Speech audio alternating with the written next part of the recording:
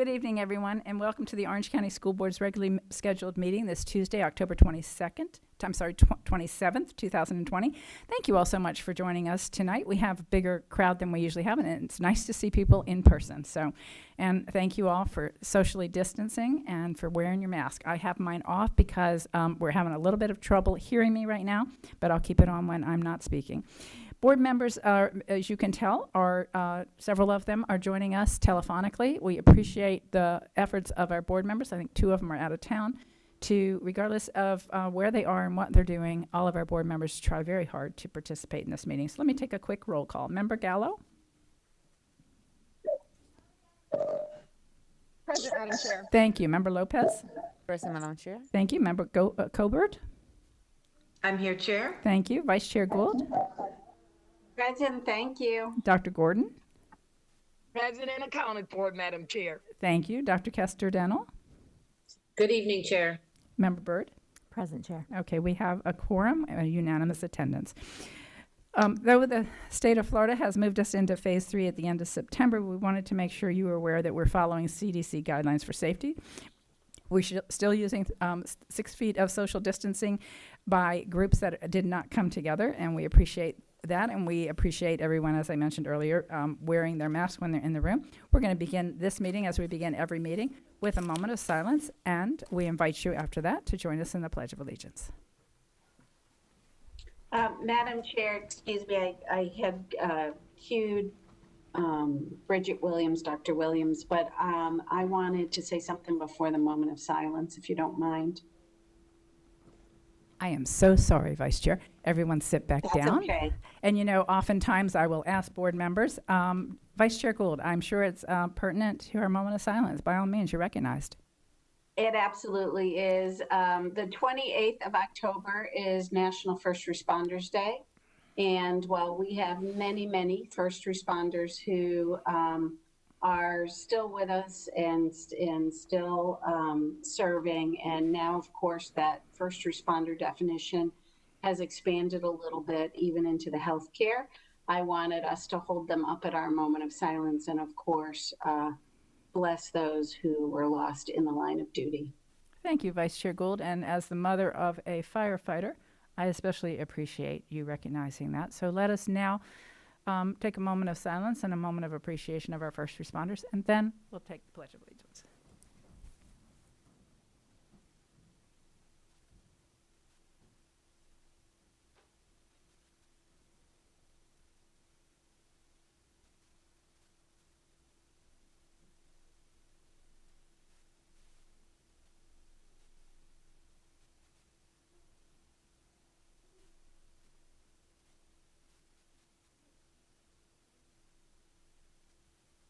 I pledge allegiance to the flag of the United States of America and to the republic for which it stands, one nation, under God, indivisible, with liberty and justice for all. All right.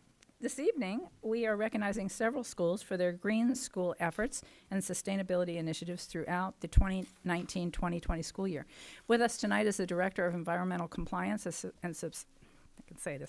Sustainability Coordination, Jennifer Fowler.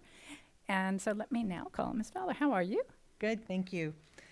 Good afternoon. I'm excited to be here today to recognize the top 3 award winners of this past school year's annual Green Schools Recognition Program. The Green Schools Program had to make some adjustments this past school year. Not only was the application deadline extended to the end of the 2020 school year, but the awards banquet was held virtually this past September. Despite the adjustments, we had a record number of schools participate in the program. OCPS's commitment to a whole school sustainability model continues to focus on the physical place and the buildings and campuses at which we work and learn, collaboration where we align our vision and mission, and most importantly, education, where sustainability is integrated into curriculum.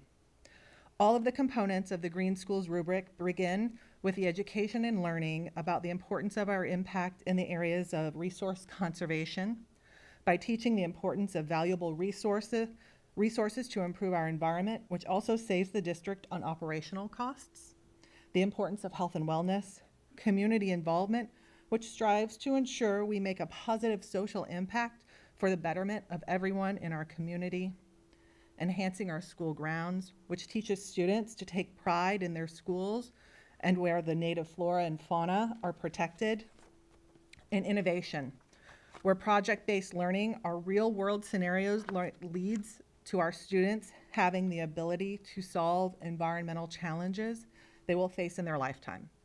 From all of the applications, there were 3 that stood out to our community partner judges. Let me take a moment to acknowledge and highlight some of their efforts and achievements. In 3rd place, from West Point Elementary School, we have Dr. Grubb Holmes and their green team leader, Laura Markley. At West Point Elementary School, based on an increased emphasis on social emotional learning, their counselor saw the need for a Zen room for faculty and students to use. She turned a vacant classroom that is occasionally used for training sessions into a space that is meant to provide adults and students alike an opportunity to center their mind and calm down. Part of mindfulness includes becoming aware of your 5 senses, so their counselor diffuses lavender essential oils, plays meditation music, dims the lights, and projects calming Zen nature images on the smartboard screen. Additionally, there are yoga mats, kinetic sand, coloring books, and mazes that, when traced with your finger, provide a calming focus for one's mind. She also adds an extra treat each week, such as cucumber water, fruit, and chocolates for everyone to enjoy. In 2nd place, from Blankner School, we have Principal Dr. Kreil.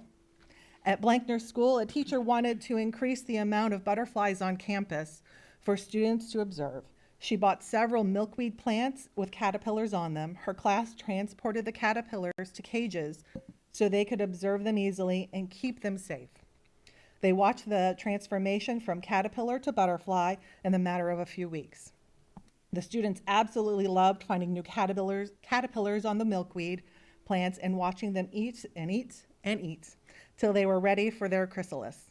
When the chrysalis turned black, they knew they were ready to come out soon. The students were awestruck as they watched the butterflies stretch out their wings and fly off. The school still sees butterflies all around campus now. A teacher and parent at Blankner says the students are benefiting in lots of ways. They are getting a hands-on, up-close experience they might not have otherwise had. Curriculum is being enhanced. In science, learning about living versus non-living things. In writing, having students compose texts centered around visiting creatures. In math, real-world word problems to determine the amounts of food needed for different animals and costs. They've also been helpful to calm students and encourage reluctant readers. In 1st place, from Audubon School, we have Principal Trevor Honahan and Green Team leaders Melanie Lee and Allison Hannon. At Audubon School, as part of their community involvement in student stewardship, Girl Scout Troop 125, made up of all Audubon Park students, helped organize the school Lost and Found. The girls donated the clothing to a Orlando Union rescue mission and to ACE. Builders Club students made dinner at the Ronald McDonald House and assembled hygiene kits to distribute to the homeless. K-Kids made Halloween treat bags for patients staying at Advent Health Children's Hospital. The kindergarten classes worked with the Foundation for Foster Children on a kindness project. The foundation has a Safe Spaces program, and one of the things they do is to provide complete outfits to foster children that they give to the children as needed. The kindergartners' families collected essentials and put them into bags for the children in foster care. 8th graders teamed up with the kindergartners to make sock loveys to put into bags. The 8th graders spent a week and a half of their lunches helping to make 120 sock loveys. Finally, the school teamed up with Rollins College Department of Social Innovation and Entrepreneurship. Their Changemaker Club, which is made up of 40 students from 3rd through 7th grade, paired with students in the social entrepreneurship course. There are so many more stories like the ones I've just shared. Overall, there were 15 community partners who judged the applications and 6 sponsored Judges' Choice Awards. With the support of community partners, there was over $25,000 handed out. I just want to thank all of our schools who applied this past year. The work they are doing is truly amazing, and we look forward to highlighting them with you next year. Thank you. Thank you so much. Let's give them a round of applause.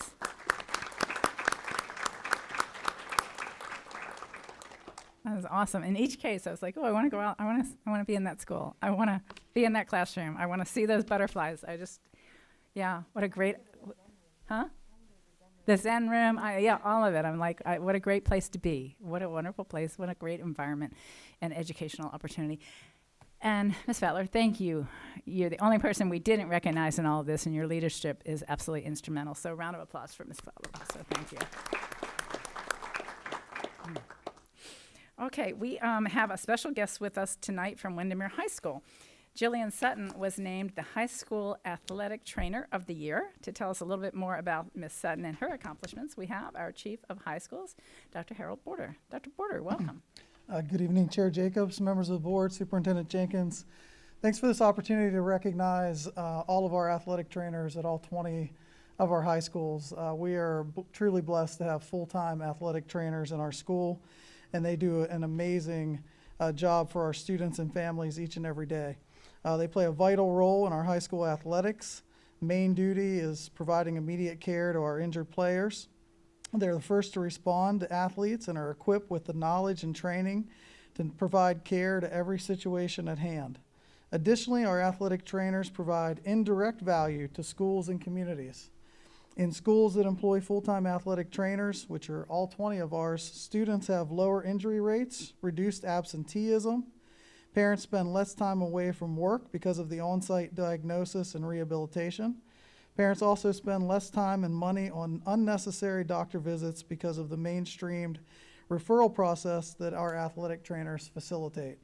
Some estimate that if every high school in the state had a full-time athletic trainer, that would save parents $14.7 million per year. Tonight we have the privilege of recognizing Florida's Athletic Trainer of the Year, who is our very own Jillian Sutton. She's in our 4th year at Windermere High School. She's also an OCPS alumni, graduate of William R. Boone High School.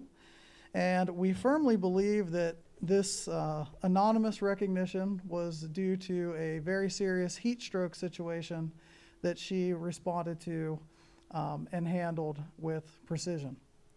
And so on behalf of all of the athletic trainers and on the state of Florida, and also I'd like to recognize her principal, Doug Guthrie, who is here with her tonight, her outstanding principal, Mr. Guthrie.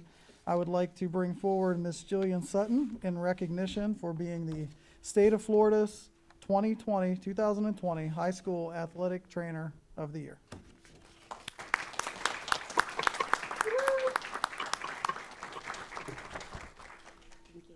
And maybe we need to recognize her as a first responder as well. Thank you so much.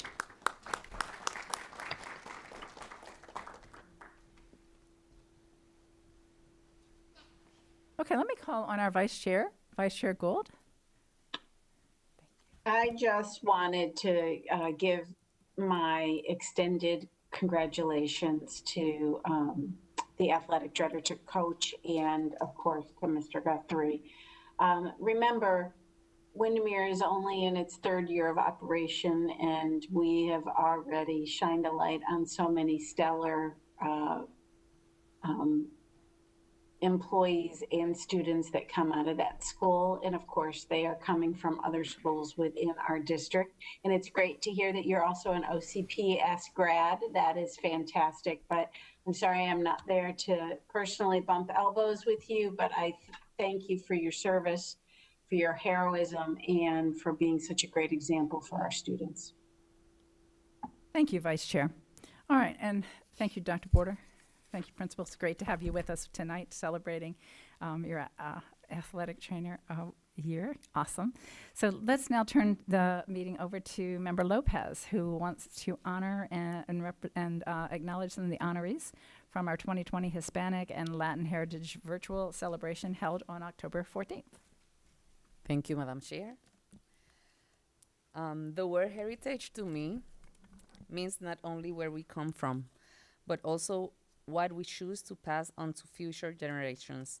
I am grateful for this opportunity to introduce the following honorees who have done outstanding work in their respective areas to support our students, families, and Hispanic communities. Because of their commitment, dedication, and efforts, we are setting the foundation to set our students and communities up for success.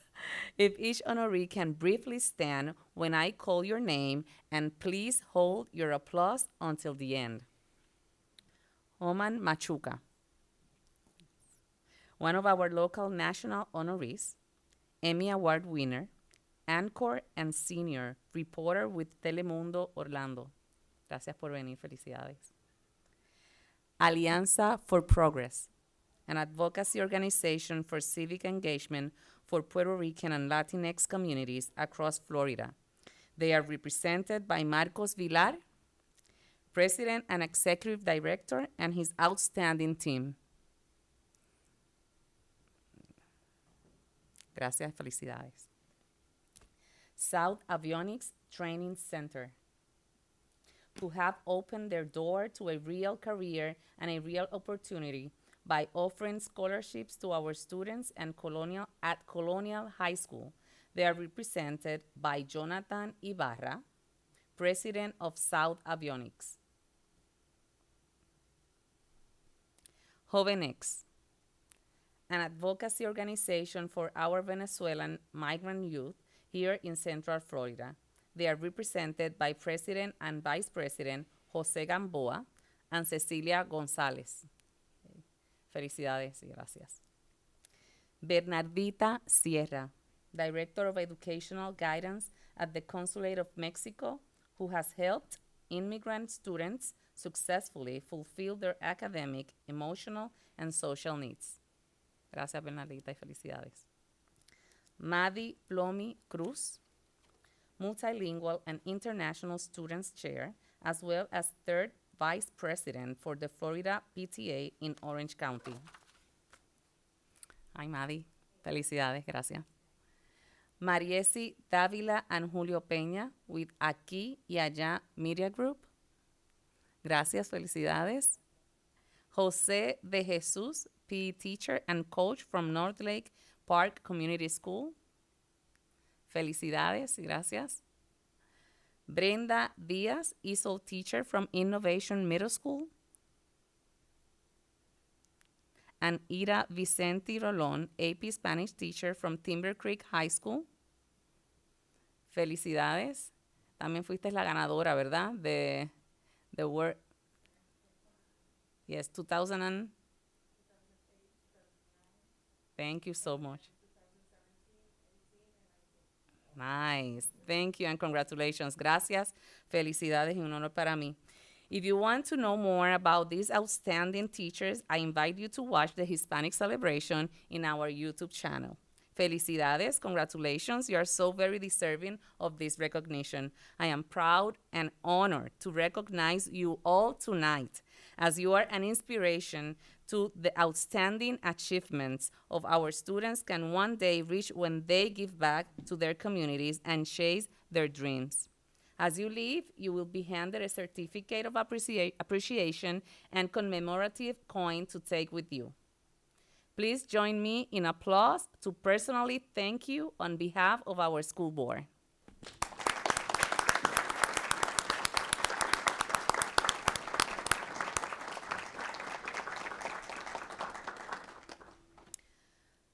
Before we move on, if we can have somebody from the school board to speak on behalf of the Hispanic celebration on our personalities, before we leave? Absolutely. I wanted to thank you for, first of all, hosting this, taking the lead on it, but also for bringing these honorees present for this meeting. As I said to you, walking in and seeing you all made me feel so good, just seeing people, but seeing people that we know and we cherish and we have worked with in the community over the years. You've been such a support for our students, such leaders in our Hispanic community. I think you said it so well. Our kids, they get to look at you and they get to see what's possible. And that's everything, to see that here in America, right here in their backyard, they can grow up and they can be anybody they want to be.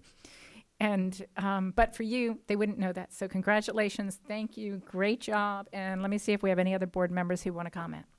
Board members, let me go to Member Byrd. I just want to echo what you just said and tell Member Lopez, and I even texted her that night after the thing and said, great job. The program was fantastic again. Thank you for your leadership and this whole program, bringing these wonderful leaders in our community forward so that everyone can celebrate them, because they truly deserve it. And thank you guys for all that you do. But thank you, Member Lopez. And we honored Member Lopez. I think it was at our last meeting, but it also bears mentioning that when our kids see her leadership, being recognized as Teacher of the Year and then running for office, which is no easy task. I will tell you, anybody who's been through the trauma of running for office, the only thing harder than running for office is serving in office during COVID. And to see her do it with such grace and such humility and such compassion and so much heart, what a role model for our students. So let's go to Dr. Gordon. Can you hear me, Madam Chair? We can hear you. Thank you. Oh, hola. Hola. Listen, I'm so gracious. I mean, this is just gracias. To each of you. Most of you I know, I've had the opportunity to meet you in your surrounding, in your community. You have stuck with us. You are more than just a community leader. You are parents. You are workers. You have involved yourself. And I just cannot thank Joanna Lopez and the Hispanic community and the Hispanic staff of OCPS for taking this event higher. I cannot wait to see what it's going to look like next year and who you are going to honor. But every single one of you, I can call each one of your names, and I don't want to leave out any, because some of you, they knew who they are, the husband. We didn't just get the wives, we got the husband. We just didn't get the husband, we got the wives and the children. So I thank you for your support that you've given me. I thank you for the leadership and support that you've given to Joanna and this board. I think that you have turned the Hispanic celebration for September and October around. So I salute Joanna. I salute your honorees. You have some of the most distinguished. You knocked me off of my seat when I went to the celebration or Latino Hispanic Month, and I just could not believe what I was watching. I thought, I always liked Josephina. Josephina always do such a great job, but I want to know, I just didn't expect it to be up of that higher scale, but I know what the Hispanic community can do because I've worked with you over the years and I see what you do. So you're going to take this community higher, and that's trying to tell parents. Our children can reach for the highest, and you are some of the top leaders in Central Florida and in the state of Florida. Thank you, Joanna. Thank you, Madam Chair. Thank you, Madam Superintendent. And the area soup, I got to give it to the deputy soup. And to Scott and his team for helping to put this together. It was first class. Thank you for allowing me to share. Of course. The only thing this moment is missing is a group hug. And I'm looking at there's several of you, I haven't seen you in a while, and darn it, we need a group hug. So let's just take a rain check on this. This Yes. pandemic's not going to last forever.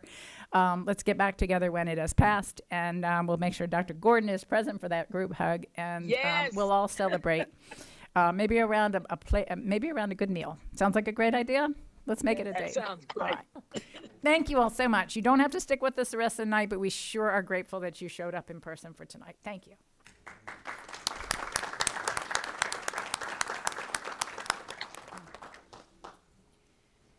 All right. They're wrestling with whether they feel obligated to stay. Trust me, trust me, trust me or not. Okay, good night. Just safe travels, please. God bless.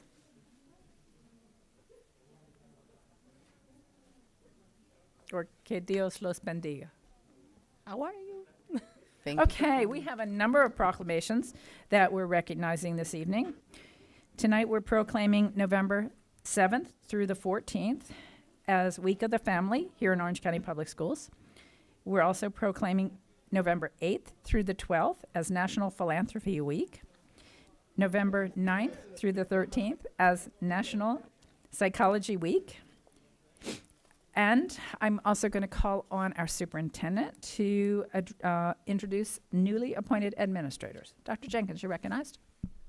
Thank you, Madam Chair. We only have one. That is Maria Alejandro Aguado, who was a resource teacher at Freedom High School. She will be the new assistant principal at Freedom High School.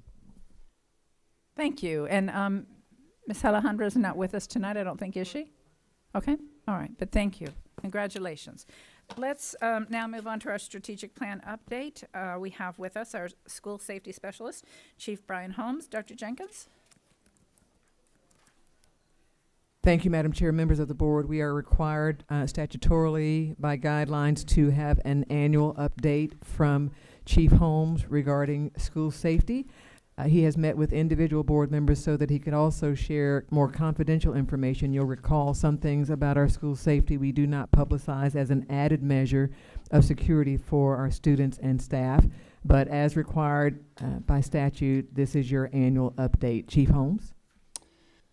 Good evening, Madam Chair, board members, Dr. Jenkins. I'm Brian Holmes. I'm the Chief of the District Police and also serve as the district's appointed school safety specialist.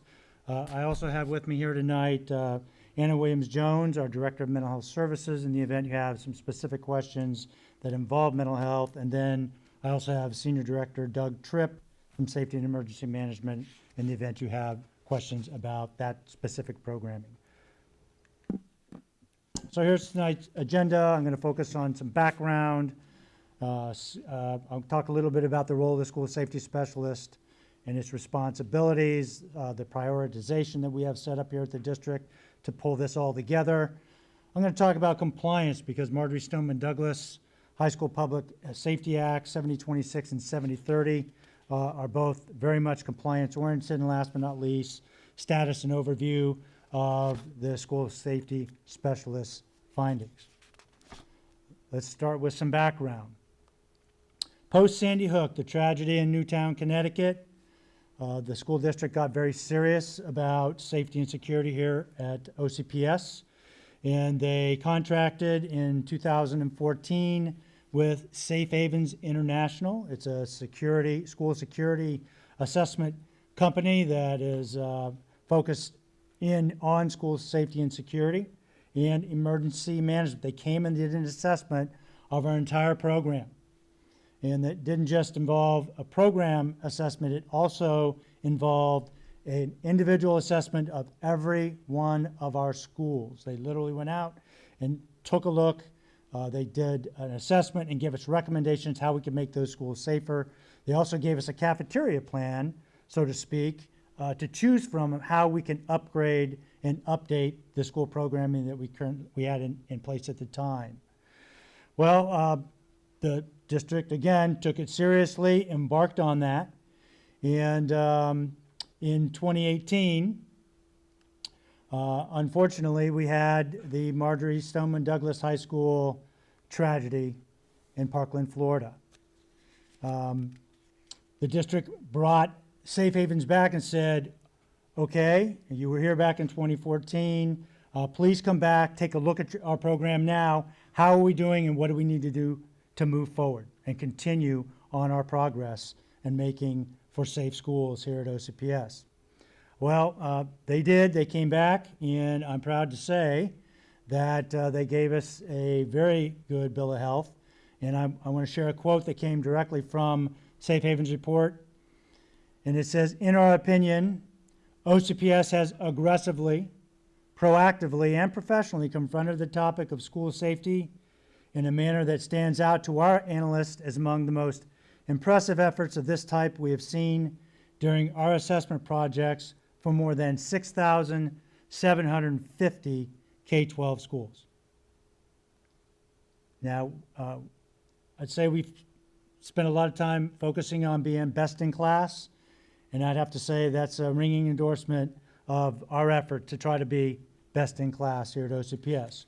Shortly thereafter, in 2018, they passed the Senate Bill 7026, the Marjorie Stoneman High School Public Safety Act, that was signed into law by Governor Scott.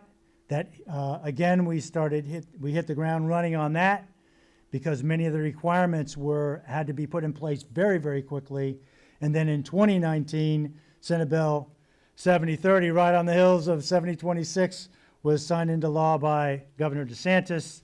And again, we had to keep on running. And we've been running ever since. So the last 6 years, OCPS has worked diligently on improving our safety profile here.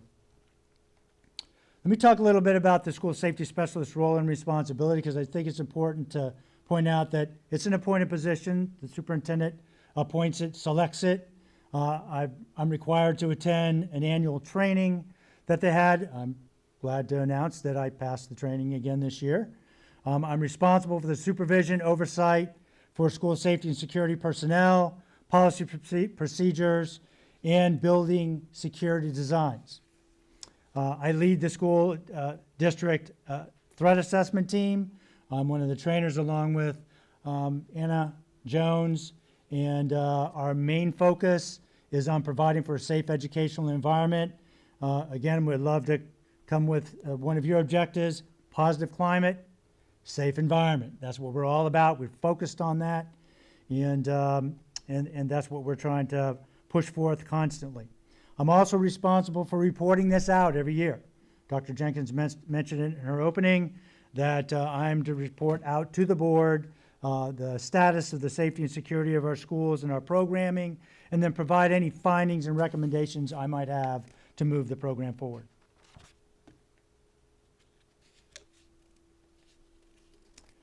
So let's talk about our areas of prioritization, because I, needless to say, would not be able to do this on my own. This is a multidisciplinary, layered safety and security approach for safe schools.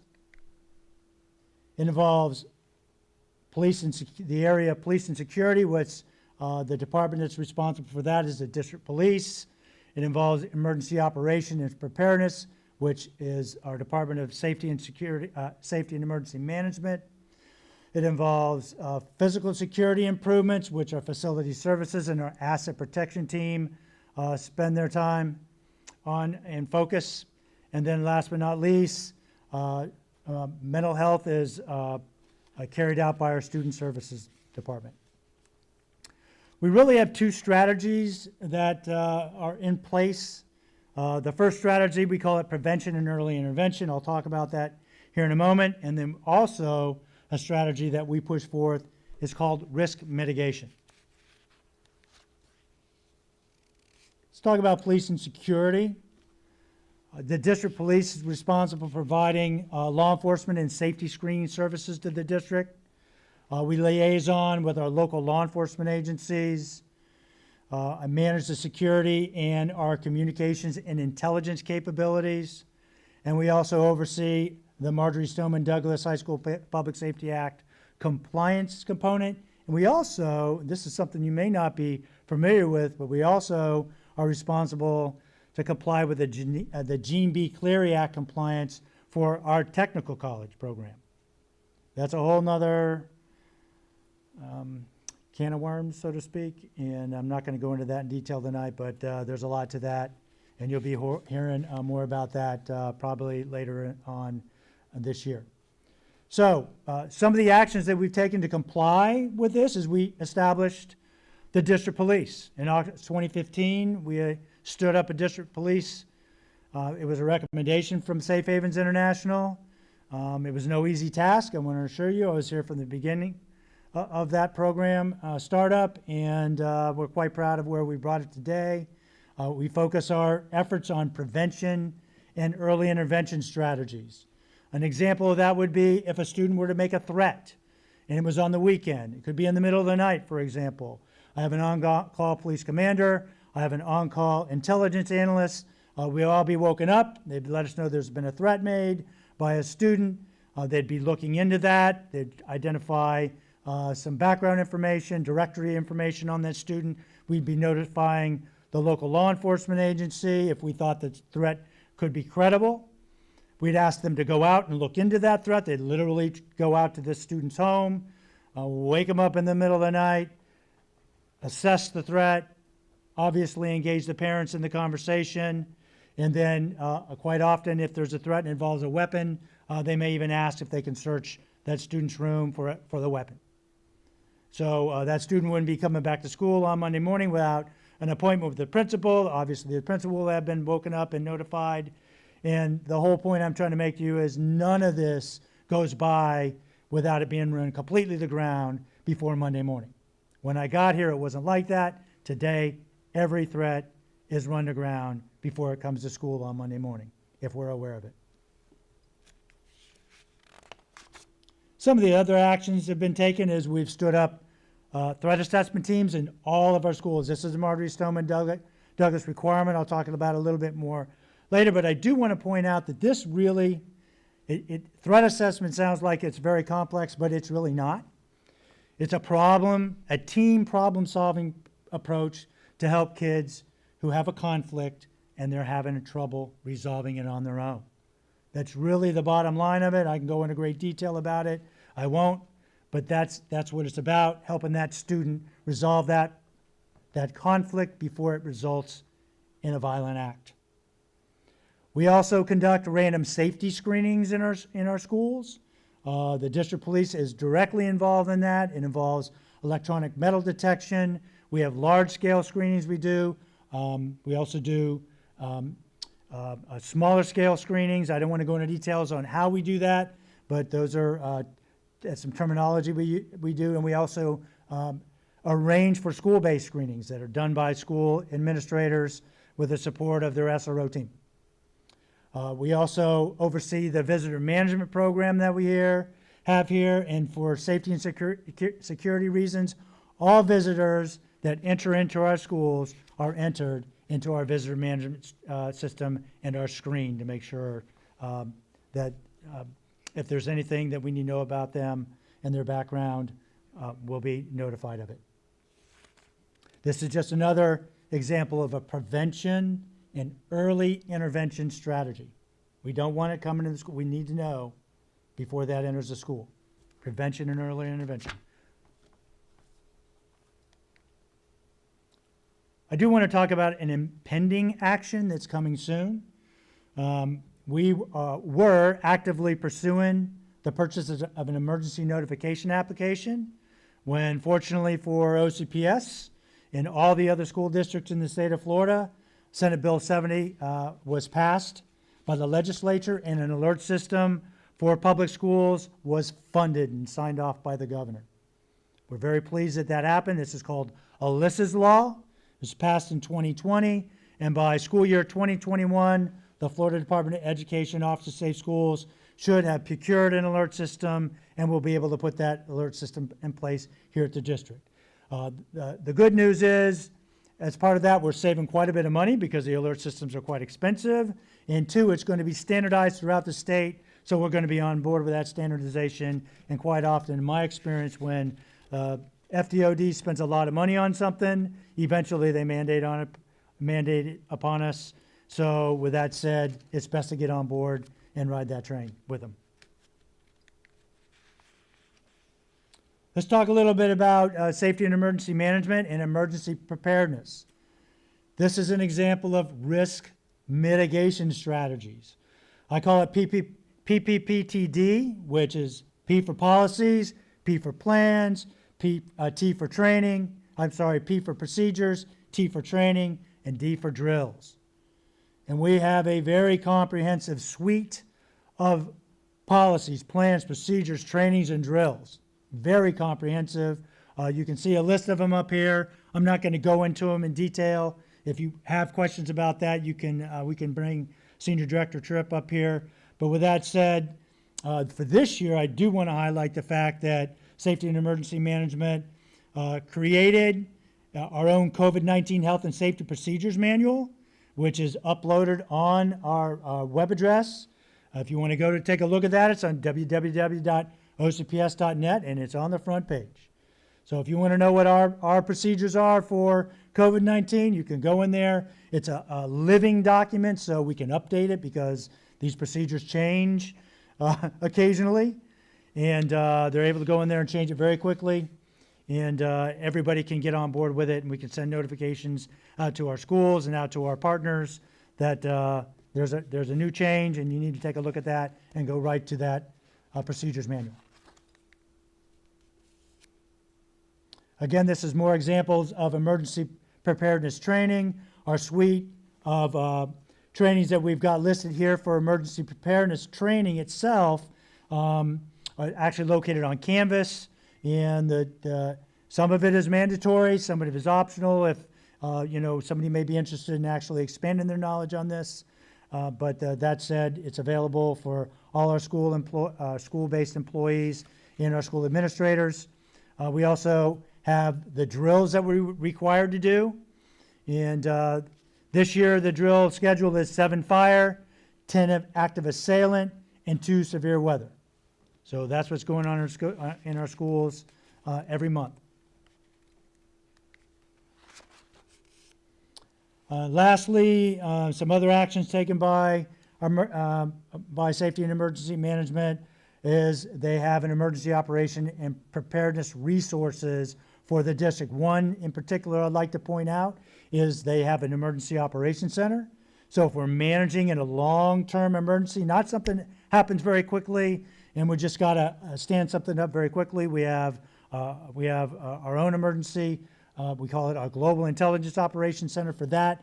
But when we can bring our team together, we call our District Incident Management Team. We all go to the Emergency Operations Center and work that problem together. Anything that's going to go over, let's say an hour, for example, it could roll into 2 or 3 hours. Sometime days, for example, it could be a hurricane operation. We'd be using our EOC.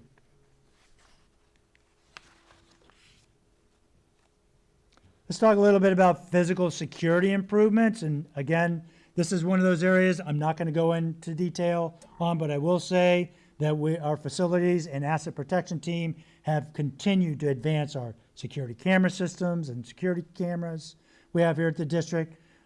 They keep adding proximity card readers on places that are important for our school administrators in our schools. We've got a 270-degree perimeter fencing program that is almost totally completed. We have school hardening project going on right now. We have school design guidelines that are in place and are always updated as guidelines need to be improved, and we receive additional recommendations from Safe Schools or through Safe Havens International. And last but not least, there are the confidential security measures I'm talking about are protected and exempt by Florida law. I've got the law up there on the bottom, sections 119.071, paragraph 3, and 281.301. So if someone were to make a public records request, the general counsel would deny it.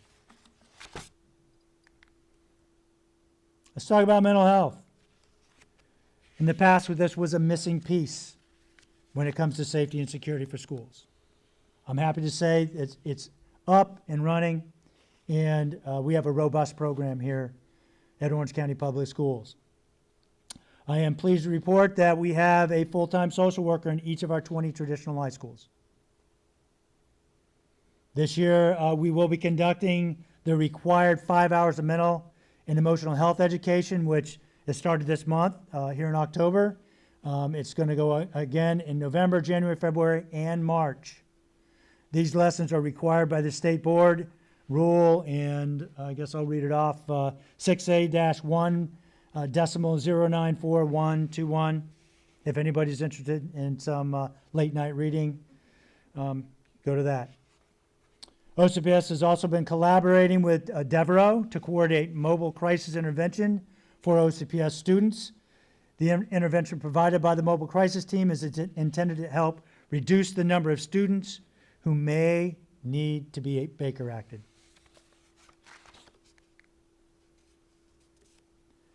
They're also very involved in our threat assessment process. This year, we revised our threat assessment procedures guide, which provides information on processes for threat to others, and for this year, threat to self. It's been included.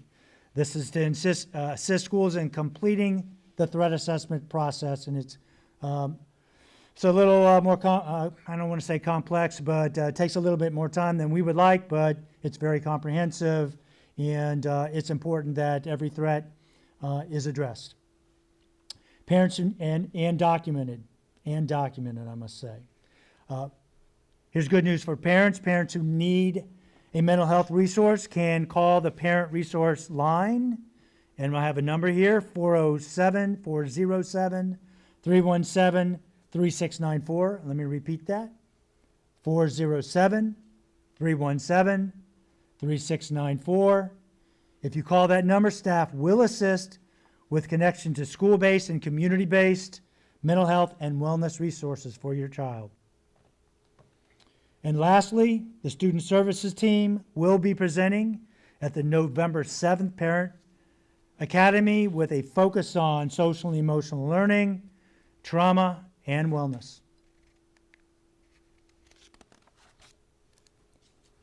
So let's talk about Marjorie Stoneman Douglas High School Public Safety Acts and the compliance piece.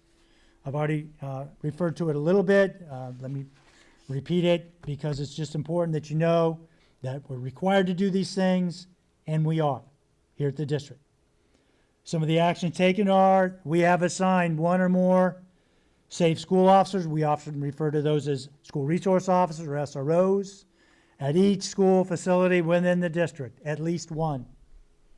We have 9 local law enforcement agency partners that provide many of those SRO services.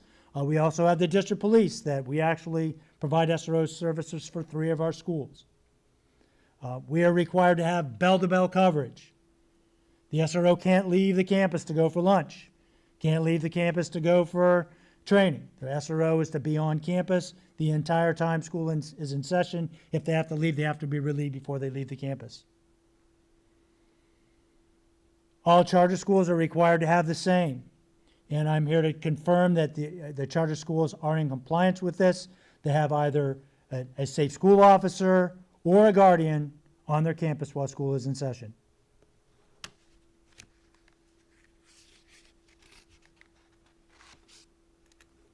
Additional action taken to comply with the Stoneman Douglas Act, or as we have established school-based threat assessment teams. I've talked about it earlier.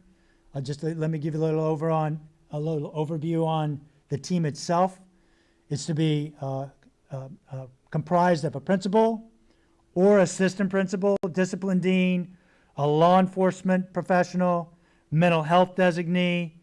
You can also have a staffing specialist, an ADA or a ADA/504 coordinator, and any other school employee that might be necessary to be on the team on any given day. These teams are required to meet at least monthly, and we are in compliance with that, or on an as-needed basis. So I go back to that whole concept. There's a threat in your school. That should be brought immediately to the attention to the members of the threat assessment team, and they start working this threat. They have a form that they have to fill out to address that threat. Safe plans are put in place if it's a threat that seems to have some credibility, which we call a substantive threat, and they move forward in helping that student resolve that threat. Discipline could be involved in that and usually runs a parallel investigation, but really ultimately it's a separate process.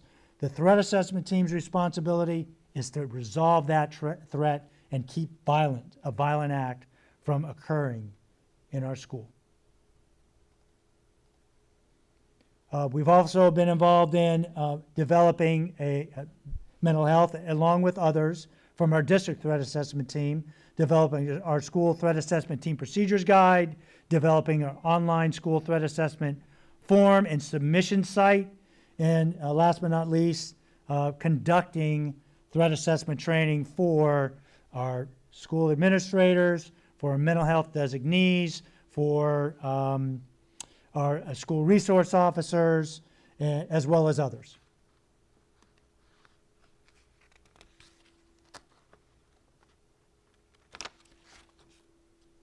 I go back to that idea that when the state of Florida and FDOE spend quite a bit of money on something, they'll eventually mandate it. Well, they did. Our Student Crime Rights Watch program is now Fortify Florida. We have adopted that. It is our anonymous tip submission application. You can download that on your phone.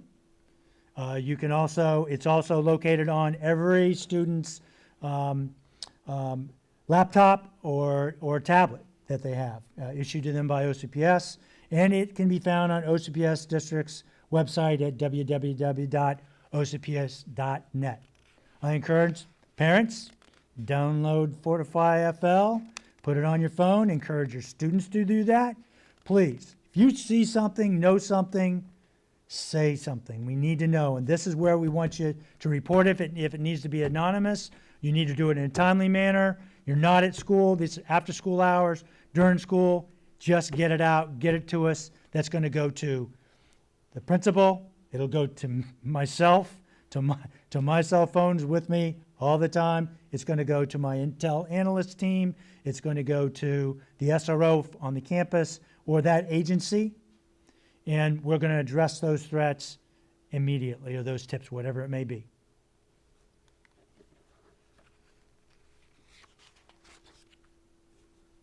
We're also required to have active assailant drills. The drill schedule I mentioned to you earlier, there's got to be one every month. Active assailant response plan training is also provided to all of our school personnel.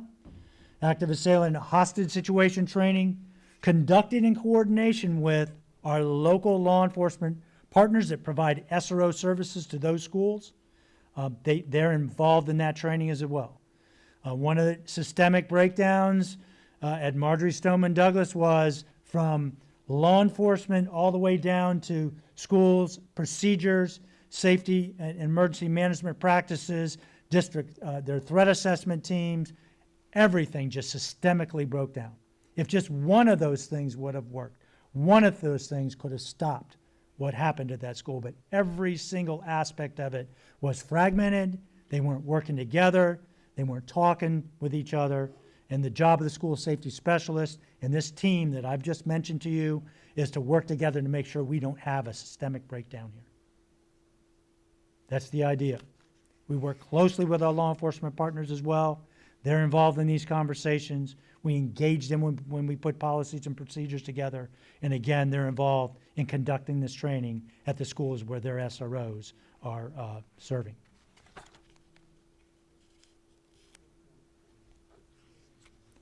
Let's talk about the Florida Safe School Assessment Tool. This is another requirement of the Stoneman Douglas Act. We have to do this annually. They give us a kind of a time frame. Last year's was rushed. This year's was better. We were pleased. It's a very long, in-depth assessment that has to be submitted. I'm here to report to you that we submitted it on time and completed it. This is something that the district police engaged along with our district partners, work together on. We make sure we put together examples so that the schools are not on their own. Not to mention, we want to be consistent. So if one school is to answer a question a certain way, we want all the schools to answer it the same way. So we provide that to them. There's literally 440 questions on this assessment. It has 7 sections.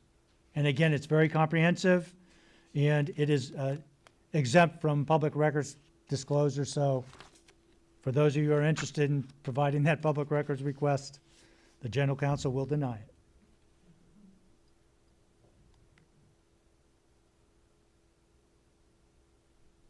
We're also required to offer the public agency first responders in our community to visit our schools. They do what's called a tour, and part of that tour is they go through and look for security, safety, and any type of emergency procedures that they think might be important for all of our schools. So we have to do this once every 3 years. Our practice is we're staggering it. 1 year will be law enforcement. The next year will be other public safety responders, for example, fire and EMS. And then the third year, we play catch up on that. So for example, we have a new school and we want to play catch up, we'll have them come visit that new school, or say we might have missed one of the assessments the previous year, we'll play catch up on that assessment. So they come out, they give us recommendations. We document those recommendations, and I'm going to take this opportunity to share those with you because it's part of the requirement of the Stoneman-Douglas Act. I'm not going to go into detail on this, but these are things that we're engaged in doing anyway, so I'll just run down the list. These are things they told us they recommend that we do. Continue security camera enhancements. We've got in excess of 10,000 cameras in our school district. So it doesn't seem to ever be enough, but we work closely with them and with our school principals on putting cameras in areas that they find important. Increase access for card readers. If you find an open door or one that's propped open, it's usually because it needs a card reader. That's a good example of it. They're propping it open for a reason, because it needs a card reader. So that's something that we try to stay up on top of, and that's one of the recommendations that we've received. Vehicle barriers or barricades out front of our school. They're recommending that we put those in. We've talked about that in the past, so I'm not going to go into detail, but that's something they're recommending we do. School hardening enhancements. We're deeply involved in school hardening right now. I'm not going to go into detail on it, but we are. And last but not least, school communication enhancements. That's another project that's up and running, and we're in the middle of as I speak.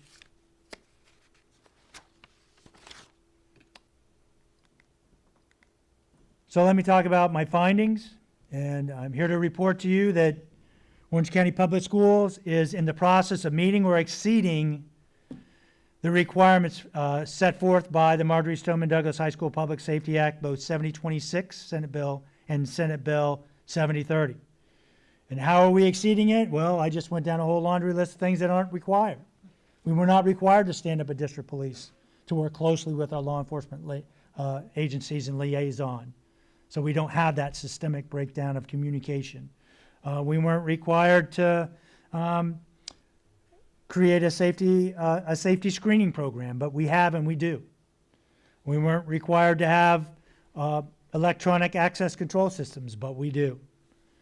We're not required to have security cameras. These are all best practices. These are things that the Stoneman Douglas High School Public Safety Commission have recommended, but this school board has been out in front of this. Out in front of it. And this school administration. Visitor management software, not required, we have it. MOUs for sharing our security cameras with our local law enforcement agencies, we have it. Again, that was a best practice, it was a recommendation, we're up and running on it. And then MOUs with our local law enforcement and intelligence agencies to share information. We have that in place as well. So when I say we're exceeding it, those are the areas that we're exceeding it. I do have some recommendations, and it's let's keep doing what we've been doing. Continue to develop our competency-based emergency preparedness skills amongst our district personnel. Keep pressing on that. Now, we know sometimes they come back and say, hey, we're getting overwhelmed, you're asking too much. I was glad Senate Bill 7040 did not pass. It's given us an opportunity to catch our breath. Again, we've been running all out since 2014 to get this all up and running, and catching our breath was important. This was a good year. COVID set us back in a lot of areas, but it did get us a chance to continue with some things that we were not able to prioritize, and play catch up with that. So again, I'm glad 70-40 did not come. Maybe next year, and we'll see some of the benefits from that. But that said, we're in a good place. Continue to conduct annual district-wide active assailants and hostage situation training and active assailant response plan training. Continue to mature our emergency preparedness program to include family unification procedures for all of our schools. This is a big deal, a very big deal. Sandy Hook, it was disastrous, that reunification process. That's one of their lessons learned. And whenever there's an emergency at the school, you know, the parents and the families and friends, media, they all come a running. And having your reunification process down pat is really important. It's something we need to do. And then continue enhancing school emergency communications, electronic and physical security and infrastructure. And as I mentioned before, we're knee-deep in a hardening project right now.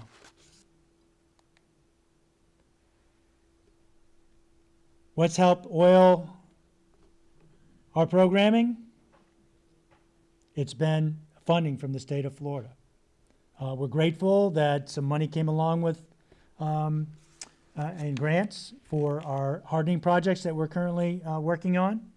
We received $7.1 million, which we refer to as Safety and Security School Building Grant for improving physical security of schools in 2018-19.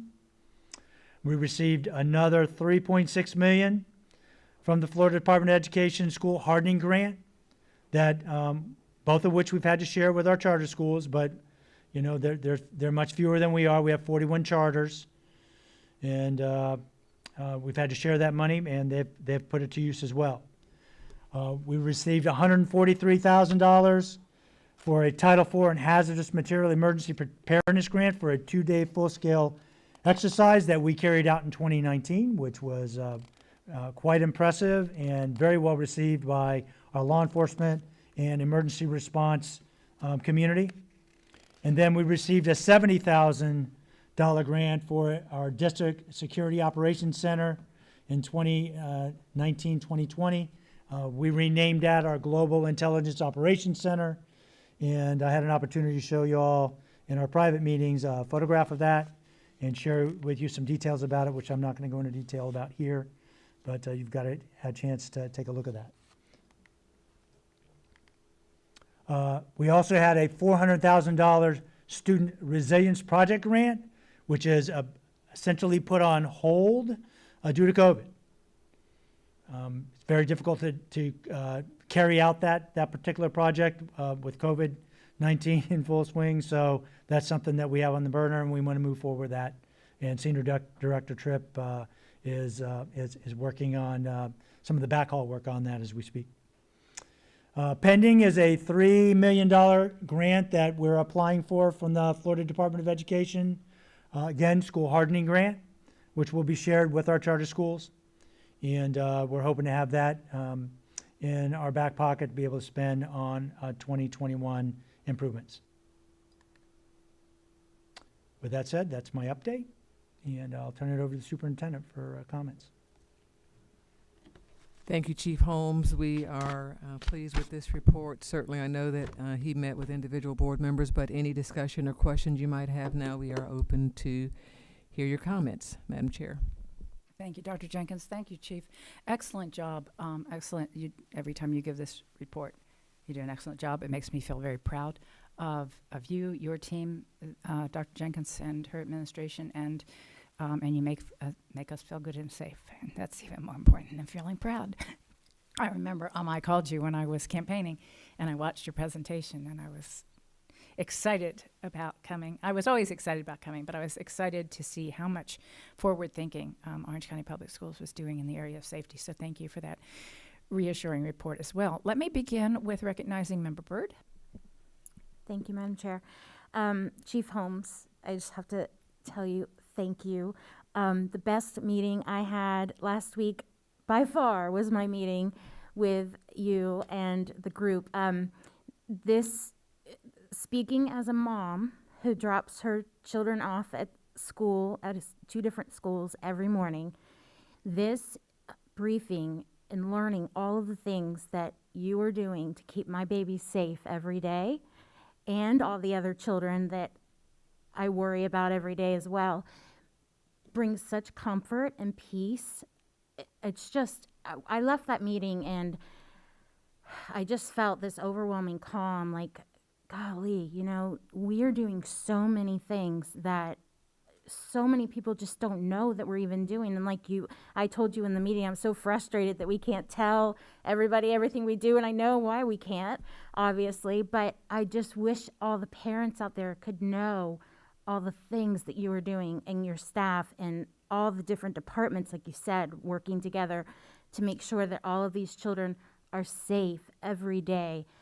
It would blow their minds, just like it blows my mind every time you share all of this with me. So I just want to say thank you so much for your leadership. I feel so confident that you are just on top of everything. Nothing is getting by you.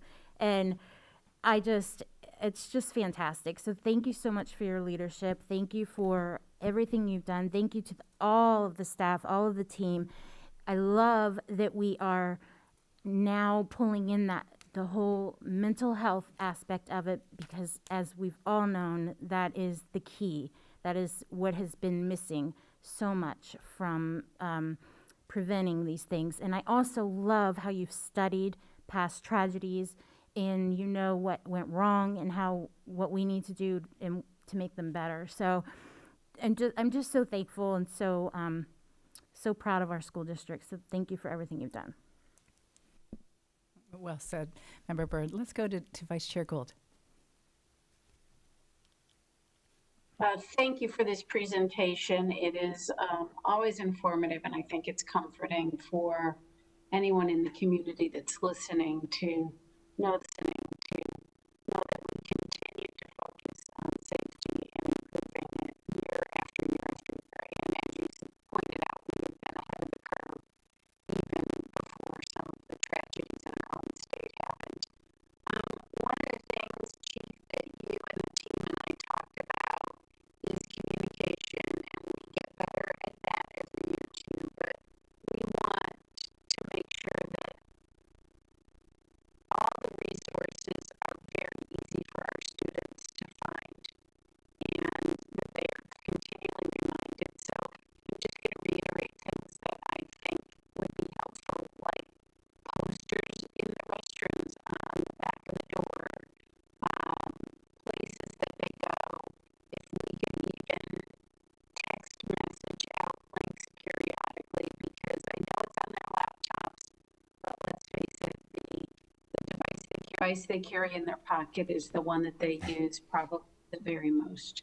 So I always want them to have access to be able to share concerns, but also reach out to helplines themselves to prevent any tragedies. So that's really my only comment, and wanted to highlight that. Thank you, Vice Chair. Let's go to Dr. Gordon. Thank you, Madam Chair. Can you hear me? I sure can. Thank you. Okay, thank you to Chief Holmes and his staff. You are blessed. I know that your position is very difficult. I think that we had a very long, extensive meeting.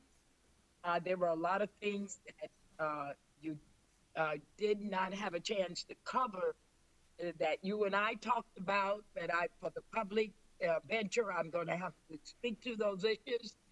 But I do want you to know that I see a change, but it is not the change that is desired from the community that I would like to see. I shared with you my experience upon coming to Orange County and joining the OCPS team in 1968 of August and becoming a member of the Orange Center faculty and staff. What was very impressive to me was the police force. Oh my gosh. Officer Kelly. Oh my God. I could just go on and on. We knew our police officers the faculty and staff were introduced to the police officer, and they knew us and they respected us. I do feel that there are calls that we do receive that some staff feels that they are not respected and that they do walk into our schools like they own it, and they don't. Melvin Perry Daddy was one of the police officers that worked with me at Orange Center. He was a police officer. Some days they wore regular clothing, and a lot of days they wore their uniform. Did they have their gun? Yes, and they explained to the children why they were wearing them. They didn't walk into a black school and put their hand on the gun like they were afraid that the black child was going to jump on them. Let alone where I work, a brown child was going to jump on them. I think today this is what we have. I've been stopped by the policeman, and the first thing he did was put his hand on the gun. You know, that bothered me because of the color of my skin. I spoke with you, and I would like for you to address for the public that is listening what your force plans to do and not look like the police when you go into our school. That was not Dr. Jenkins' intention of getting a police force when she put you all together. So please write that down to answer that question and what you plan to do so that the children can respect you and that you can respect the paraprofessionals and the principal and the teachers and get to know them. Matter of fact, get to know your board members. Some of your police officers don't even know that we're on the board. They don't know us. I mean, they don't know us. If they saw me in the street, they don't know us. They don't know our principals. If you're going to be the police chief for OCPS, you need to know almost 200,000 plus over 20-something thousand employees. You got to know your force. Not only that, so that's the second thing. The third thing that I'd like for you to look at is tell us what you plan to do to build a collaborative team relationship with your team. Because I don't see you all very, very close, and I'm just being honest, because when we first brought the team in, there was an array of Black police officers. And I'm scared right now to ask you how many Black police officers or Hispanic officers are on your team. So that I would like to be addressed in your report today. And then one thing that I pushed when Dr. Jenkins came and asked us about setting up a police force was that the sheriff wasn't happy about it, Orange County Sheriff at that time, and the 13 municipal police chiefs were not happy about it. So we had 13 municipalities, police chief, and an unincorporated sheriff for the county of Orange. It was some misunderstanding, and I know my time is up, so put me back on the speaking order. He can answer those, so I want to know what you plan to do. I know we said the buck stops at the gate, and we don't take over theirs, but I want to know how you are building relationship. You told me in the meeting that there's one police force that's not quite on board, and that troubles me because that means that our children are going to be in danger if we don't get it together. So, Madam Chair, put me back, and I would like him to address those 4 questions. Thank you. Okay, of course. Chief, let me let you respond to those questions, and we've got Dr. Gordon back in the rotation cycle. Go ahead. Sure. So let's start with cultural diversity. We are in the process of attending cultural responsive training. This is being provided not only to my district police personnel, but other agencies are adopting that as well. Crisis intervention training is important as well. This is, I think, an area where I've just recently sent, all my sergeants have attended, and I just recently sent my police commanders, who most of which have in excess of 30 years of law enforcement experience, but unfortunately had never attended crisis intervention training, which is really important because it's dealing with all types of issues associated with mental health.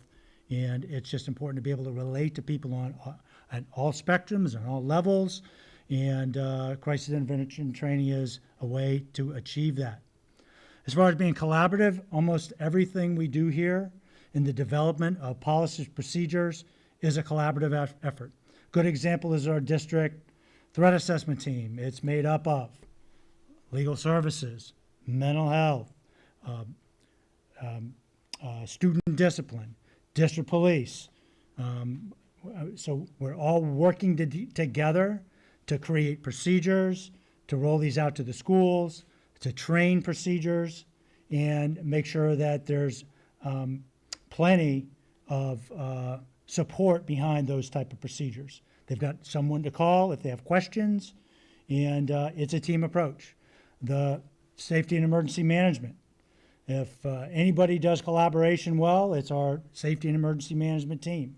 And they bring in experts, they bring in local agency partners, and they work together on developing our trainings, again, policies, procedures. It's a collaborative effort amongst all of us. Dr. Gordon, you're not there to see these things. I realize it, and maybe we could do a better job making sure that you're aware of that, but all of these are collaborative efforts. Nobody just pushes this from the top down. Wait a minute. What do you mean I'm not there to see? I live in the community. Hold on. I got to stop you on that statement. What do you mean by that statement? Well, all I'm trying to say one that is when we're spoke to you doing about this these collaboration, you're just not privy to it. And maybe we could do a better job of making you privy to this type of collaboration. Another aspect of it. Well, I'll share what I'm privy to. Okay. Go ahead. I'm also part of the Orange Osceola Police Association. So we have a monthly chiefs meeting where we all get together and talk about the issues that are going on in the community. And I want to assure you, almost every month, if I don't bring it up, one of the other chiefs brings up something to do with schools, safety and security in schools, the SRO program, whatever it may be. So this is a constant, ongoing conversation that we have, and it's really good to be sitting, actually having a seat at that table and collaborating with the Orange Osceola police chiefs and the sheriff. So, Chief, I think what's happening, Dr. Gordon is trying to be respectful of the time, and she's back in the loop. So have you finished answering her questions? I believe I am. No, Okay, Madam Chair, he hasn't answered them all yet. Okay. Thank you. All right, we'll come back around, Dr. Gordon, in just a minute. Thank you. Let's go to Member Gallo. No, Madam Chair, he hasn't answered the ones I asked within my period of time. I know Okay. you're trying to rush me. No, but I'm I not. wish I'm you not would- trying to rush. I think he looks like he's not sure what those questions are. So Well, he's he checking. didn't. Somebody on his staff should have been writing him. I'm writing on this end. Okay, hang on just a minute. I see he is talking to a member of his staff. And Chief, do you know what the other questions are? The other question she had is on the diversity of my team. Okay. And I have quite a diverse team. Remember, my team isn't just made up of district police. We have security officers. I have a district police communication center. I have done this diversity study. We're quite a diversity. I wasn't prepared to answer how many Hispanics, how many African American and white personnel that I have on board tonight, but I can provide you that information, Dr. Gordon. I do have it available.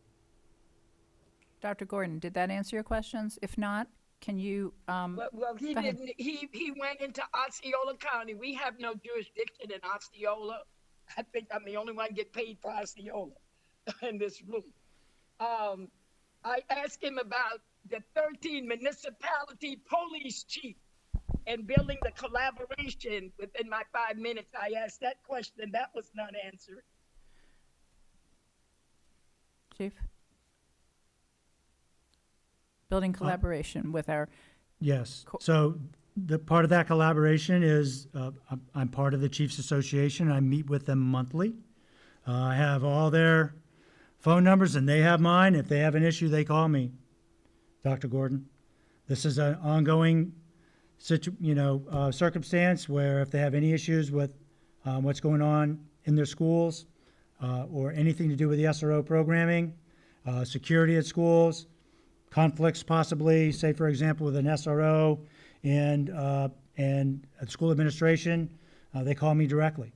So I'm on their phone, they're on mine. I hope that Okay, answers your you can question. move on, and I'll come back like you stated for my other question. okay, thank you, Dr. Gordon. I'm not trying to cut you short. I should have written down the questions, This but is very important because there are some things that we need to look into. We just can't sweep it under the rug. absolutely, thank you. All right, we've got two other board members, then we'll be right back to you. So let's go to Member Gallo. Thank you. Thank you, Madam Chair. Can you hear me? Yes, we can, thank you. Awesome, thank you. So I just want to thank Mr. Holmes, or Chief Holmes, and his team for all the hard work that they put on this presentation.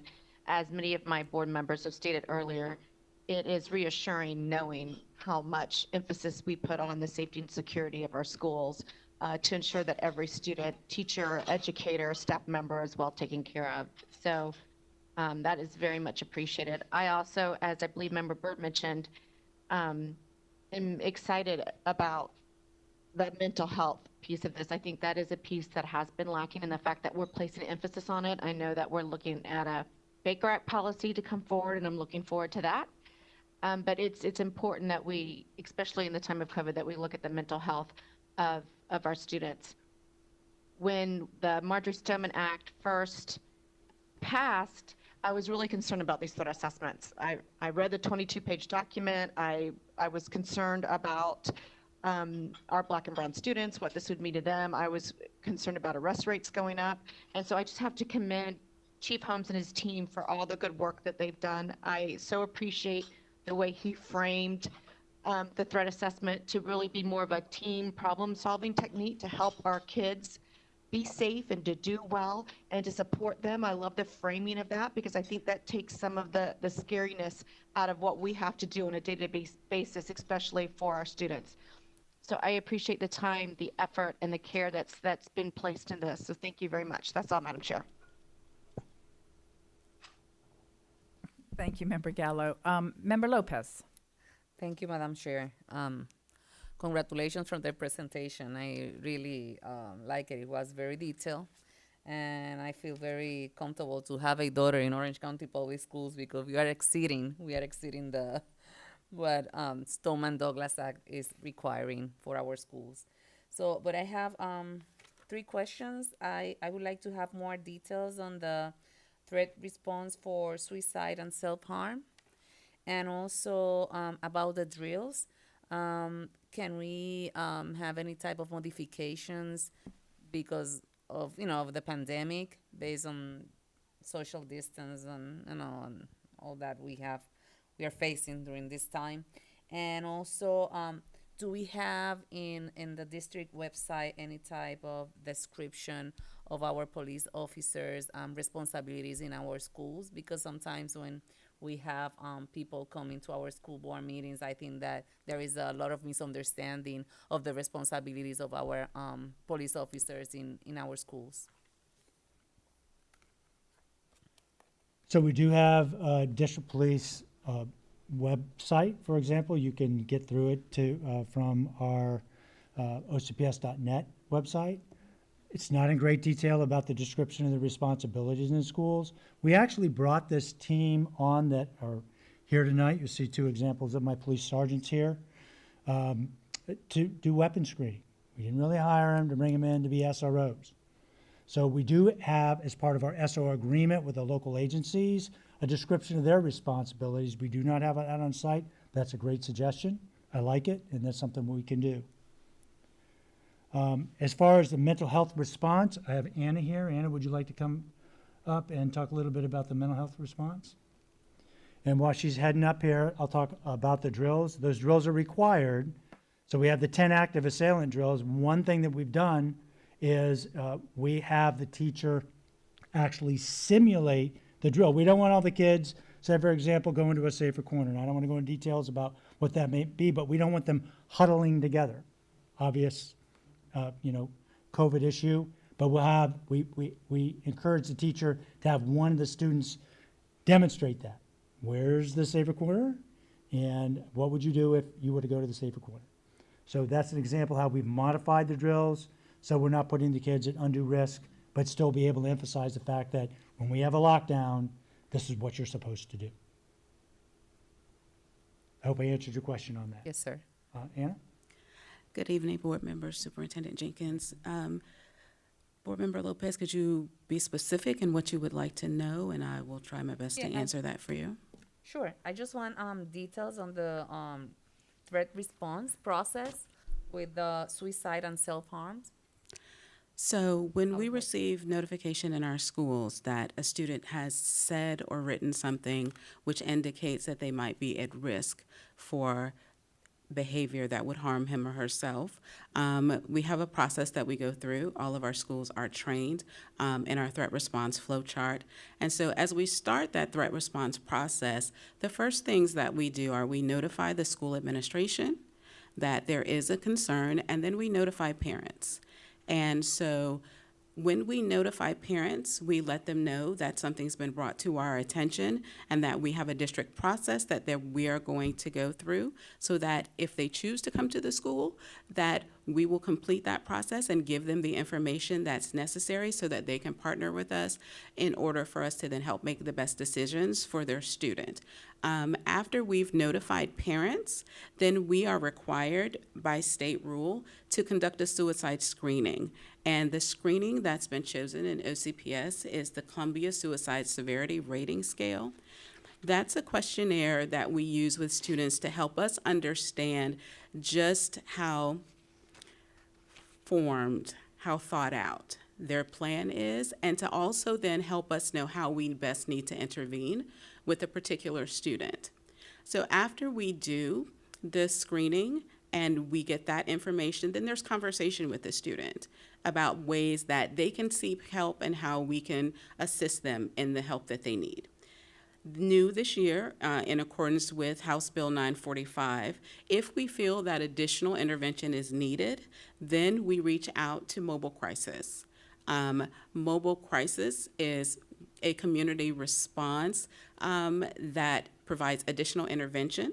So you access Mobile Crisis by dialing 211, but it is actually Devereaux and therapists that work for Devereaux that respond to support schools with that additional intervention. Because it is an external entity, we have to also get parent consent before a Devereaux therapist can interact with our students. But that is something that we take care of when we reach out to the parents to let them know that that additional step of intervention is needed. Then we also get their consent to do that at that time. We have been working diligently this year in collaboration with the Devereaux team to make sure that it is a unified process so that when they come to our campus, they know who to ask for, they know how to access the students. On our end, we're training them in OCPS processes and procedures, because when you have a student in crisis, the thing that you want to do is to make sure that this is a simplified process for the students and for the families, so that at the end of the day, we are putting the best processes in place for students. If after we've engaged with Mobile Crisis and we still feel that that student is at risk, at that point, we involve our SROs, because it is the OCPS policy that only SROs can actually initiate a Baker Act from our campus. And so at that point, there would be another assessment of the student to determine if they meet Baker Act criteria at that time. And at that point, if the officer feels that that is the best course of action, then a Baker Act is initiated. As we go through that process, we're still partnering with parents every step of the way. So we have a parent acknowledgement form. So we make sure that if, for example, a student's not Baker Acted, but they're going to go home with their parents, we want them to know that they want to keep lethal weapons out of the way. They want to keep prescription medications out of the way. We give them emergency numbers so that if they have a situation at home that they're not sure how to deal with, that they know how to reach out to mobile crisis for that additional level of support. One of the other things that we do as part of the district process is that we put a safety plan in place for any student who makes a threat of self-harm, whether they receive a Baker Act or not, because we feel that it's important for our school staff to know how to support our students. And so what those triggers may be, who are the safe persons for those students to interact with on campus, that they have those relationships with. So that's something that we do for all of our students. In the event that a student receives a Baker Act and is hospitalized for 24 to 72 hours, depending on the situation of the student, when they return to school, we have what's called a reentry meeting. In that reentry meeting, we meet with parents, school administration, other mental health support staff to discuss the concerns around that student and again, build that safety plan for them. Sometimes it has student check-ins. It really is individualized depending on the needs of the student. And we make sure as part of the school-based and the district mental health and student services staff that we do monthly check-ins to make sure that any of our students who have made a threat of self-harm are followed up on, just so that we are able to keep the pulse on what's happening with that student, and that we can add interventions or change interventions as necessary in order to keep the student safe. Did that answer your question? Yes, ma'am. Thank Okay. you so much. Thank you. Anything else, Member Lopez? Okay, Dr. Gordon. Thank you very much. I will get with Chief Holmes on the other questions that I asked earlier that he did not address, but I do have several other questions. And if I run out of time, Madam Chair, just put me right back on the speakers, because this is very important. As we heard parents tonight sharing their hurts when we did the budget, this was a major factor. You had several speakers speaking to the assurance of how do we know that the police team is, if anything was to happen like what's happening all over, that their children are safe. We've been safe thus far. And I commend Chief Holmes and his staff for that. But I want to make sure that there is some assurance that they know when they go in, who they are looking for when they go in. Because as I had these meetings nationally and with other school board members throughout the nation, we talk about they don't know who the preparation, who they are. So that is one question that I would like to know. We did not address that in our conference call. Then question number 2, I want to commend him for a very comprehensive report. But again, I'm still concerned about the training. When I'm learning something, I can't train myself. I can't do inner training. I can't expect the people that is learning get up and train. I need to know more of where his cultural diversity training is coming from for his team.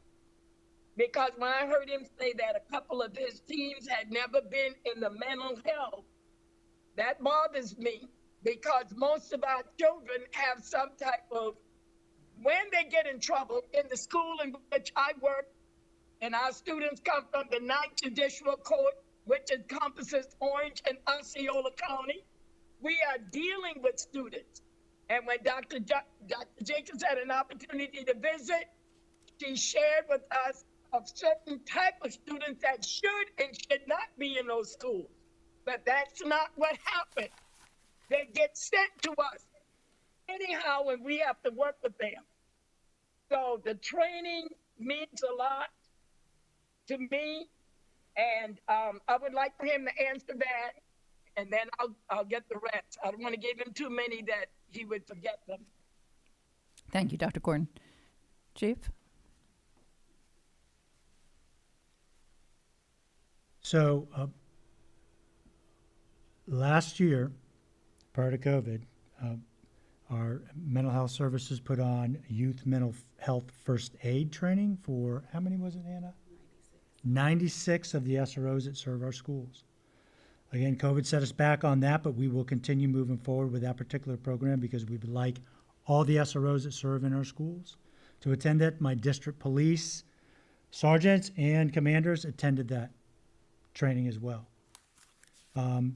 As far as cultural responsible cultural diversity training, we recently attended an OCPS training that's conducted by OCPS on that very subject. So they have other trainings that they offer, and we plan on taking advantage of that as well because that's in-house and we can relate to the environment that we're discussing, and it was very helpful. And I walked away with, I had some takeaways when I completed it. So I hope that answers your question, Mrs. Gordon. Okay, let me just stop you there. As a trained counselor, that bothers me because you got to go deeper than that. That in-house, Dr. Jenkins understands that, and I'm really going to ask, in order to be working with our children, it has to be deeper than the OCPS training. And also, our SROs, they are there with the kids. They know the kid.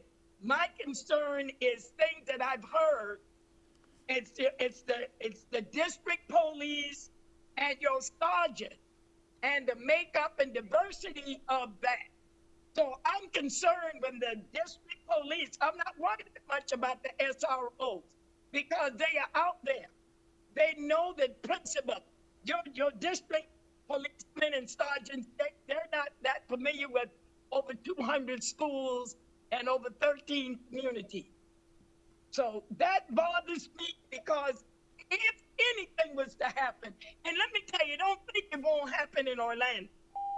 If things does not change in Orlando, you're gonna have something on your hands.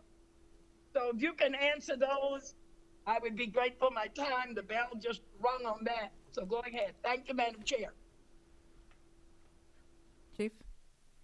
I have a diverse I'm not team happy. of district police officers. And remember, this is a very small unit. There's 13 of us.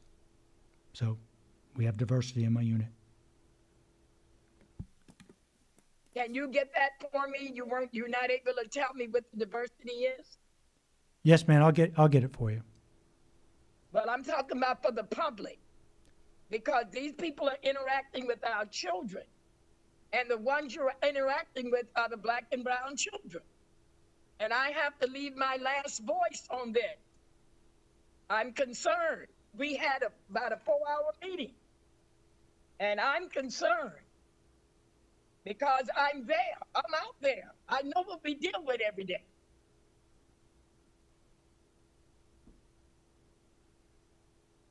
I can get that for you, Dr. Gordon. I don't want you to get it for me. I need you to get it for the parents that came to the meeting and was wondering about getting rid of the police force. I'm not for getting rid of it, but I'm for getting the police force trained so that when you go out there, you know who the predators are. Understood.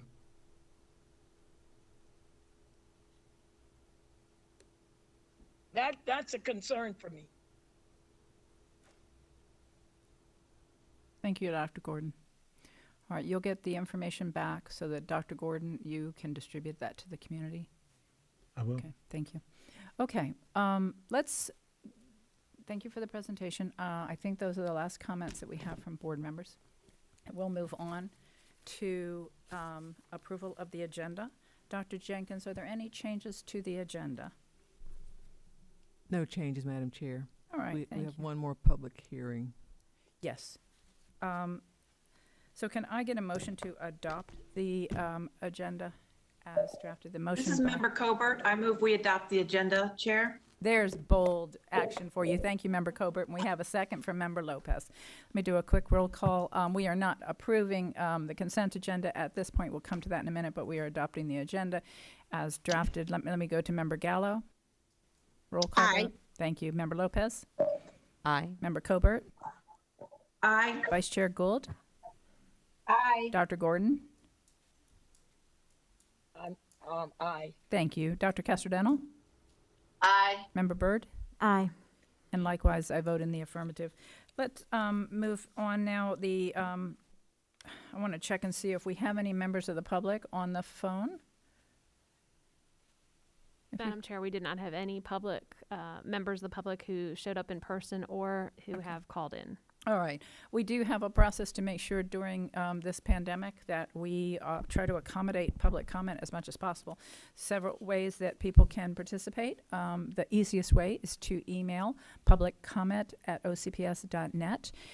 This week we received no comments on the agenda. The other way is to call in, and we have the phone number posted in BoardDocs under our meeting notice provisions. And we also invite, of course, members of the public to join us here in person. So today, as pointed out, we do not have public comments. So let's move on to our first public hearing. And before we do that, let me just sort of say briefly, Dr. Gordon, your concerns and your comments about law enforcement, their role, their training, while I haven't said anything and board members haven't, I do want you to know that I, excuse me, I agree that training is extremely important, and I agree that there's never been a time when oversight was more important.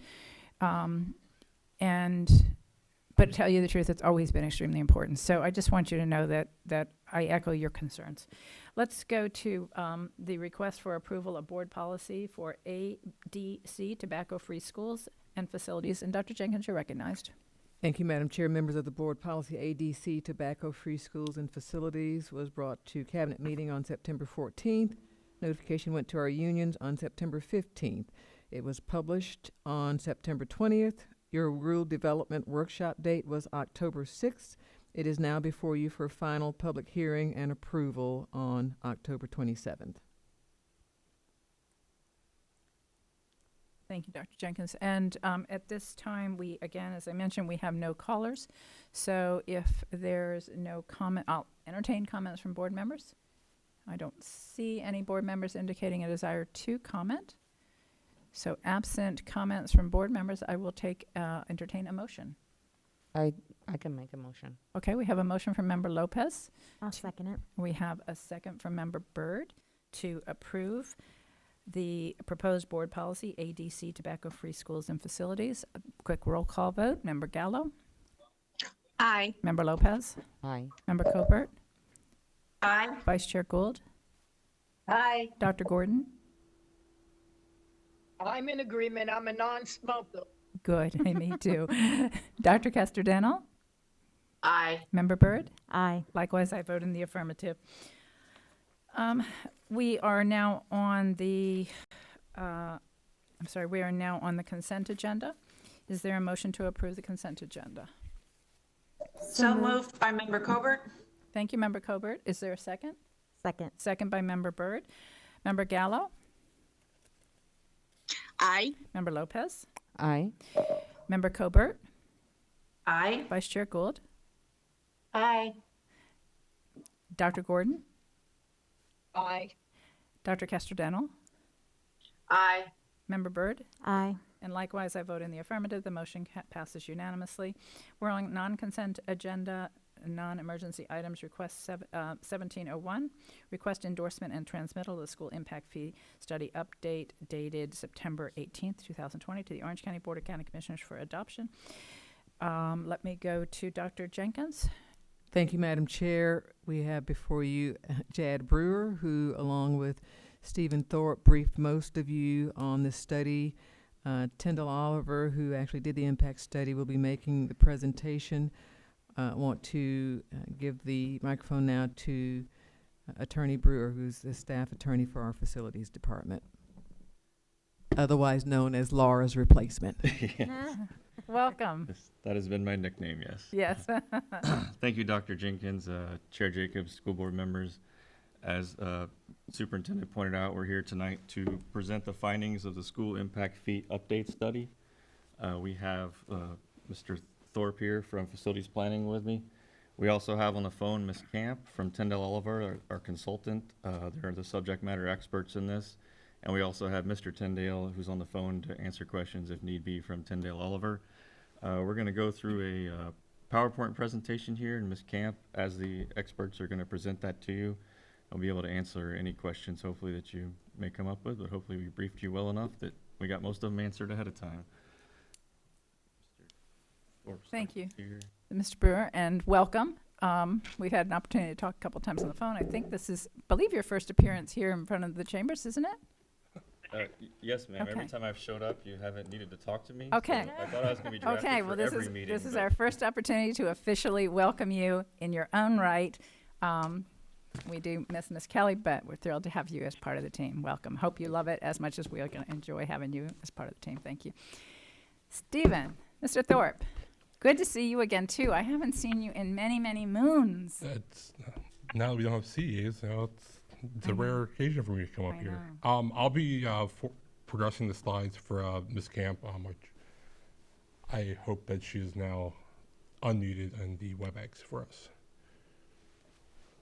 Yes, I am. Can you hear me? We can hear you. Thank you. All right. And again, I'm on the cover slide. Okay. Presentation overview. Yes. Slide. Right. Okay. Well, good evening. I'm Negan Camp with Tyndale Oliver. With me also Steve Tyndale, like mentioned. We have a brief presentation going through the background and then the findings of the study and next steps. So, slide 2, please. So in terms of the background, last school impact fee update was completed in 2016, and we started the update study 2018. Submitted the final report in August of 2019, but around the same time, there were some legislative changes that resulted in a revenue loss for the school district, which created a desire to really look at the impact fee variables one more time to make sure that they are reflecting the new growth's full cost. Next slide, slide 3. Impact fee, by definition, is a one-time capital charge to new development, covers the cost of new capital facilities, and it's really meant to be able to implement the capital improvement plan. School impact fees are collected only from residential land uses, and that's partially why they tend to be so high, whereas transportation, for example, is split between residential and non-residential. Slide 4, please. So Orange County, just to give you a perspective, is unique in the sense that it's a large county. It's fifth out of the 67 Florida counties in terms of population, and it's also growing rapidly. It's 8th in population growth rate and 2nd in absolute population growth projected over the next 20 years. Slide 5, please. So in addition, it's a young county, has ranked 10th in student generation rates, all school-age kids, and all this is resulting in a need to continuously build schools in Orange County. And we see that by the number of schools built by the county, by the school district. Between 2011 and 2016, in the entire state, there were about 80 new schools, and more than 30 of them were built in Orange County. And after that, like the most frequent county was only building maybe 5 schools. So Orange County is definitely in a unique situation, and school district has unique challenges. Next slide, slide 6, please. So again, in terms of the challenges, high growth rates, high student generation rates, all resulting in a continuous need to build additional capacity. And then also reduction in available funding, not just this last session, but over time, creates concerns about not being able to build the necessary capacity for upcoming growth. Slide 7, please. So when we look at the upcoming CIP in terms of new school construction, impact fee revenues are making about half of the available funding. So they are a big chunk of school districts funding for new capacity. Next slide, please. Slide 8. So the study is using a consumption-based methodology, which charges the new growth for the value of the school infrastructure is consuming. Slide 9, please. So the net impact fee, the formula, the basic formula, looks at cost of providing school infrastructure, and that's the school buildings, buses, land, and so on. And from that, any non-impact fee contributions from future development is subtracted, so not to charge the new growth twice for the same assets. And then this net cost gets multiplied by demand, which is measured in terms of student generation rates or students per housing unit. Slide 10, next slide. So then we'll just go through the findings, slide 11. So again, the elements of the fee calculation included cost component, that's the value of all the assets, credit component, any other revenues that are being contributed by new growth, and then the student generation rates for the demand component. Slide 12. So the facility costs per station included all costs necessary to build the schools. These were derived from historical and ongoing projects. And given that OCPS were building so many schools, we had a good sample size. These were also compared to Department of Education's cost caps, and not to make sure that they are not exceeding, and they were not. Next slide, slide 13. So some of the data sources used for the cost component, again, was the historical ongoing projects, any bids, and then we supplemented that from cost information from other jurisdictions as well. But again, Orange County's local data was pretty substantial, and the impact fees are supposed to be based on most localized data. Slide 14. So the total impact cost per student just basically looked at the available stations versus the adopted level of service standards, and converted the cost per station to cost per student. And then also it includes transportation and ancillary facility costs, which are not that much compared to the actual school buildings, but they were still included. Slide 15. So the revenue credit per student looks at how the school district is funding new capacity, what other sources, like other than the impact fees, are being used. So there's a cash portion of it that, again, looks at past 5 years of historical expenses as well as the next CIP period. And then any debt service that was used for capacity projects also gets recognized in this component. Current methodology includes all revenues received received by the school district, which includes both residential and commercial land uses. So that was one of the changes that we looked at when we did the alternative calculation. Slide 16. This chart shows a comparison to the 2016 study. So the very first red box is the total cost per student. So that increased about 5% compared to 2016. Second red box shows the credits, and that decreased about almost 20%. And then the final box is the net impact cost, which increased about 12%. So if the student generation rates were to remain constant, the fee would have increased 12%. Slide 17. Student generation rates were based on the actual student addresses that were matched with the property appraiser database to see what type of housing units the students are coming from. And they were, of course, 2018 data.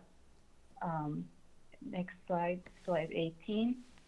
So when we look at a comparison, we saw a slight decrease in the single family, an increase in townhouses. Multifamily overall remained relatively stable, but there was one suggestion to separate the high rises from it because they tend to have a lot fewer students. So if that was to be made, then the high-rise generation rate would go down significantly.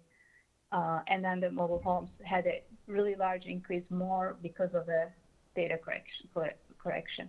Overall, the generation rate at the very bottom remained about the same. Slide 19.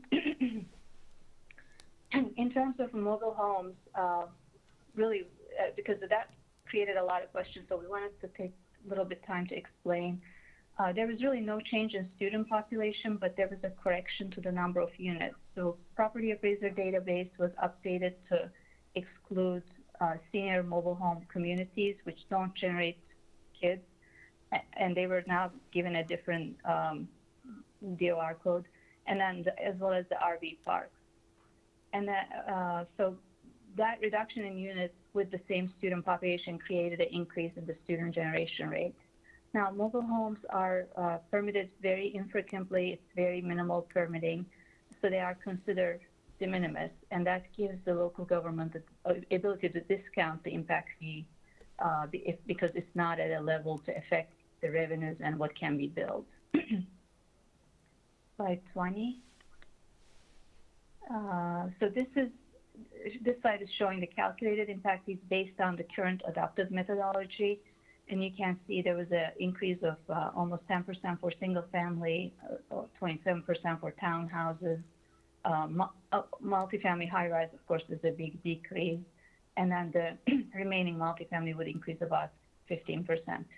Again, the mobile home increase at 70% is because the generation rate increased so much, like about 50%, due to the correction in units. Slide 21. This chart shows a comparison to other counties' school impact fees, and we indicated the study date as the first column so that you can, like, for example, Miami-Dade hasn't been updated since '95. Adoption percentage, again, that's the policy option of adopting at less than 100% at times. And then the single family rate, that's the actual adopted rate that's being collected. And then the single family home rate at 100% before the policy discount.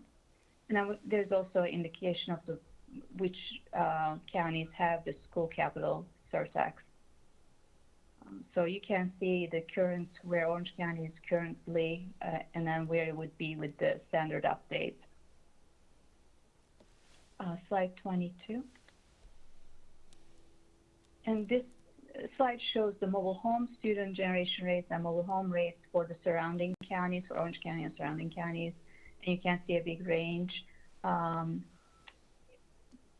And this may give a guidance if the school board or the county wanted to discount the mobile home, that may just sort of give a discount percentage. Slide 23. When we started the alternative fee calculations, the components, two components were reviewed. One was the generation rates, whether it should be tiered, and then the other was the credit component, again, just to see if we should only include the residential credit. Slide 24. So this chart shows the tiering of each residential category, and we see the most consistent trend on the single family side. You kind of see that as the home size goes up, the generation rate goes up. Townhouse and multifamily sort of flip-flop, so we decided to keep them as single without tiering. So then after that, the focus was tiering the single family and what that would do. Slide 25. One reason for this is that when we look at the single family homes, the size of these homes are getting larger, bigger.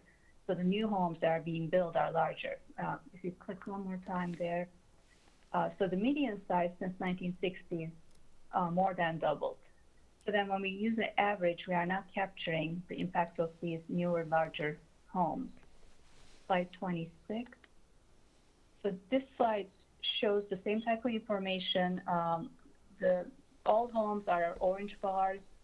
The blue bars show the homes built between 2010 and 2014. And then the green bars are homes built between 2015 and 2018. And you can see that, you know, the newer homes are of the more larger size. Click one. So again, the all homes, when we look at all homes, the most of them are between 1,000 and 2,000 square foot.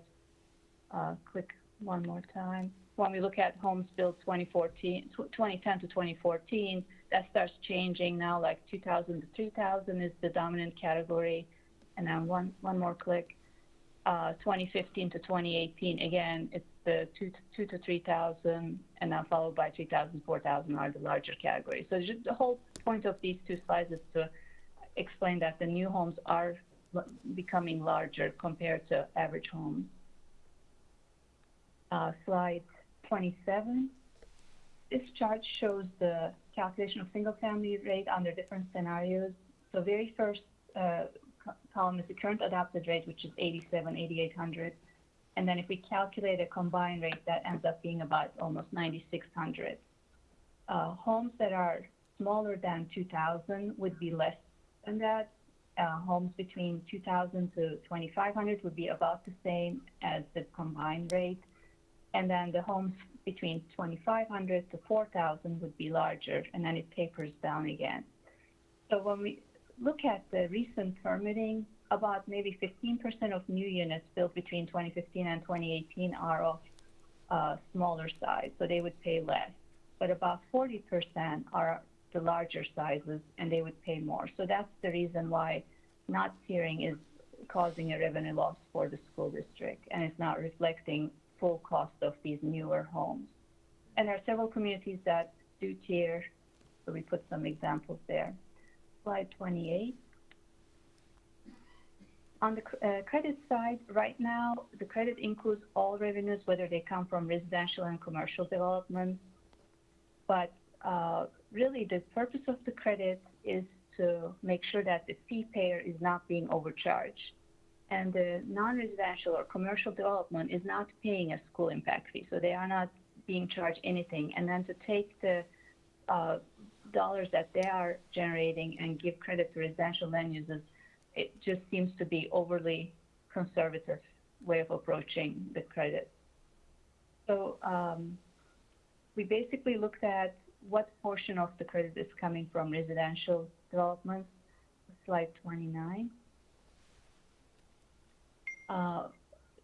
In terms of the capital millage, when we look at the tax base, about 58% is from residential, and in terms of square footage, it's about 63%. So we use the 63% to give a little larger credit, which would result in a more conservative fee.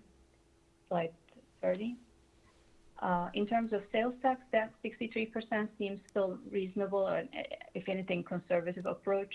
There are two studies that gave us some guidance. One was there's a 2002 study that was done for Orange County and found that about 55% of sales tax is coming from non-residents. That's like tourists, visitors, and so on. So that would suggest that at the most, 45% would come from residential. And then there is the state has done some studies for the whole statewide, not unique to any county, but statewide, they've shown that 64 to 66% is coming from households. So we felt that 63% is reasonable, even a conservative approach, because chances are Orange County with its tourism, it's less. But again, just to be a little bit on the conservative end, we use the 63% for sales tax as well. And then miscellaneous was so small, we kept all of them in. Slide 31. So when we do that, credit decreases, and which results in about 7% increase in calculated fee. And again, the thought process is that residential land uses are the only ones that are paying the fee, and it should be their contributions that are accounted for. And at this time, with all the growth and all the need for new construction, it becomes harder to be so conservative to give credit for the all non-residential portion as well.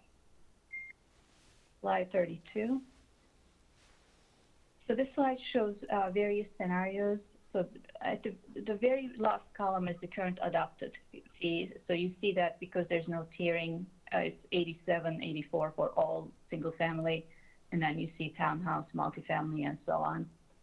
And then 2019 study column shows the update using the current methodology.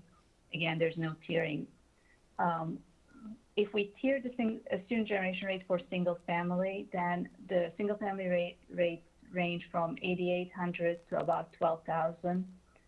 And then and the other land use, the other categories don't change. If we tier it and also adjust the credit to account only for residential contributions, then the single family fee ranges from about 9,500 to almost 13,000. and then the other, like multifamily townhouse and so on, will also increase. Slide 33. In terms of revenue impact, the current fees generate approximately $75 million a year, and when we do the straight update, that would increase to $83 million a year. If we tier it, just the single family, then it would be $87 million per year, and then if we tier it and also adjust the credit, it would be $94 million. So the impact of these two changes is around $10-11 million a year for the school district. Next slide, or slide 34. School Impact Fee Advisory Committee, as you know, reviews the studies and makes recommendations on methodology, or makes sure that the study is following the agreed upon methodology. Slide 35. They were originally met, of course, during the 2018-2019 update, but then they reconvened in 2020 to discuss the tiering of single-family rate, potentially including an interest cost, and then modification of the credit component. They approved the tiering of the fees. They did not support the interest cost, and they could not necessarily decide on the credit component change, and they sort of let BCC to determine as a policy decision. Slide 36. They had some other suggestions in terms of phasing, maybe over 2 years, similar to 2016 update. And then they were also concerned about the impact of COVID, and that they felt that study should be updated prior to 4 years to capture any impact of the COVID. Slide 37. Then the findings were also presented at the Board of County Commission workshop. Some of the discussion involved the impact on affordable housing. The fee increase for mobile homes was definitely, the group felt that that's one of the available affordable housing, and they felt uncomfortable with that. Senior housing was discussed and explained that if it's deed restricted, they are exempt from school impact fee entirely. And again, there was a discussion of exempting affordable housing, and state legislation now allows local governments to discount affordable housing without having to backfill the lost revenue. And also, the county is considering exempting accessory dwelling units because, again, they are de minimis in terms of permitting activity. They talked about, there was a discussion about whether charging both the school capital surtax and impact fee is too much of a burden. And then there were some discussions whether the data is getting too dated, and also potential phasing of impact fee. Slide 38. And then PNZ Commission workshop was conducted following the BCC workshop, and there was similar discussion. There were concerns about affordable housing and increase in mobile homes. And then there was a discussion about fees, single-family homes greater than 4,000 paying less than other categories. Slide 39. So in terms of next steps of slide 40, of course, today we are here to get your input, and then PNZ adoption hearing will be mid-November, and then the Board of County Commissions adoption hearing would be beginning of December. Slide 41. So today the staff is looking for the endorsement and transmittal of the impact fee study to the county, and then also this selection and transmittal of the recommended impact fee scenario. Slide 42. And again, this slide sort of shows you the scenarios, and we can get back to it if you need to. And slide 43, that completes our presentation. Thank you, Ms. Kent. So a couple of comments, and then I'm happy to hear any questions and comments from the board. So your task tonight is twofold. First, you have to have a motion to actually transmit the study to the Board of County Commissioners, and then secondly, determine which scenario you wish to support in that transmission to the Board of County Commissioners. what we've done, I've worked with your general counsel. Actually, she emailed to you what sample motions might look like. We would like for your consideration to be around scenario 3 or scenario 2. Scenario 2 is a pretty straight calculation, but we do include special consideration to have mobile homes fall under the affordable housing for exemption. I know that was a concern with several board members in our individual meetings. And then scenario 3 actually collects additional dollars, but we would like the same to actually recommend the same provision for mobile homes. And then also that at that collection point, we only collect 93%, which would bring us back to the same dollar amount of projected revenues from scenario 2 in consideration of our current economic environment. So at the end of the day, at the end of your discussions, we will need at least 2 motions. The one that is just a standard transmission, and then after your discussion, some determination between scenario 3 and scenario 2. Madam Chair. Thank you, Dr. Jenkins. Let me offer a few comments first. Let me just be very upfront with everyone that I feel very strongly that we need to endorse and transmit this study, and that we should endorse it with the recommendation that they go with scenario 3. But I also recognize that the economic times we're in, and I recognize that the Board of County Commissioners may well decide that they prefer a lower rate similar to scenario 2. So I'd like to talk to the board about why I feel so strongly that we should still support scenario 3. First and foremost, it's transparent. Our role, we're so used to being the policymakers, but in this particular case, we're really not the policy board. The Board of County Commissioners is the body that is statutorily authorized, not statutorily, but they're authorized to impose impact fees. School boards cannot impose impact fees. Our role in this process is different for this board than it normally is because we're normally the policy board. In this case, we're the technical board.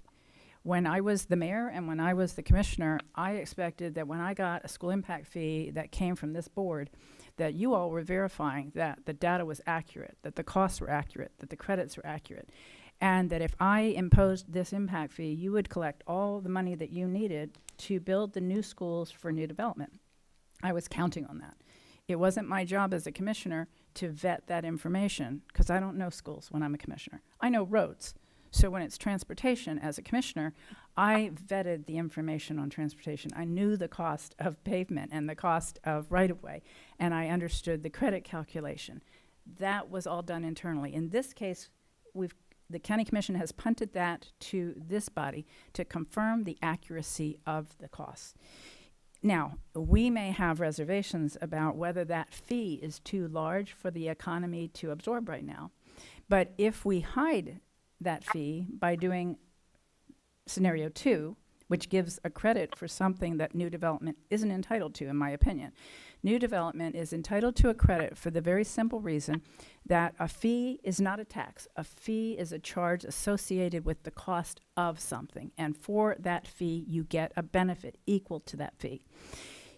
You have to, by case law, you have to give a credit if that same fee payer, in this case a new development, is going to pay for that in some other way.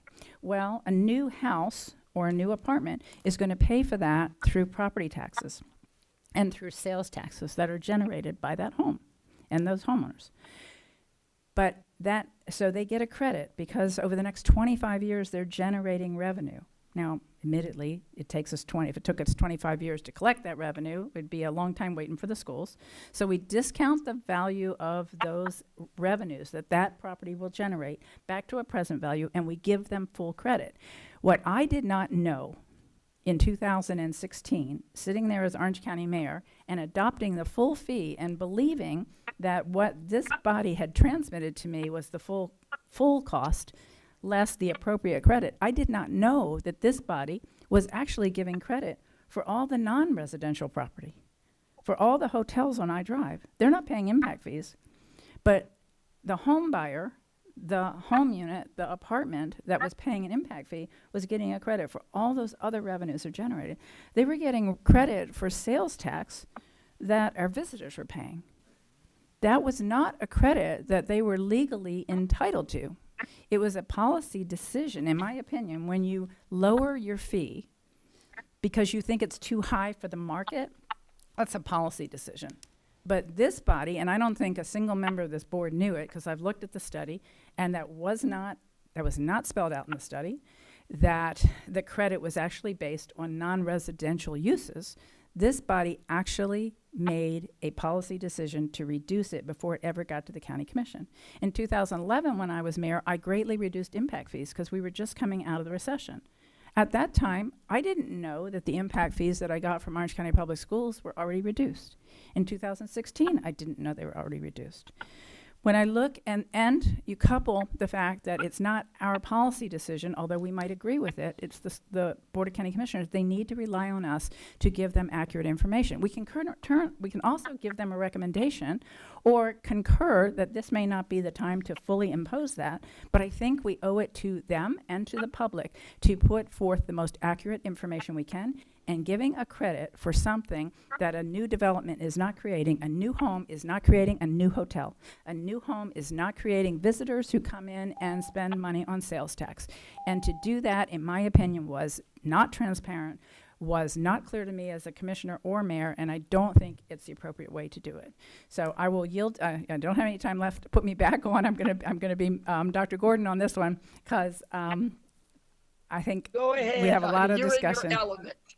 I will say this, I think first order of business procedurally is probably to take the first action first, because I think that's going to be an easy one, and I think the second action is going to be more difficult. So let me go to Member Gould, but at any point, if anybody wants to put a motion on the table for the first part of this, which is to endorse and transmit, I'll certainly entertain that. Vice Chair Gould. I was actually going to do that, Chair, is go ahead and motion that we endorse and transmit.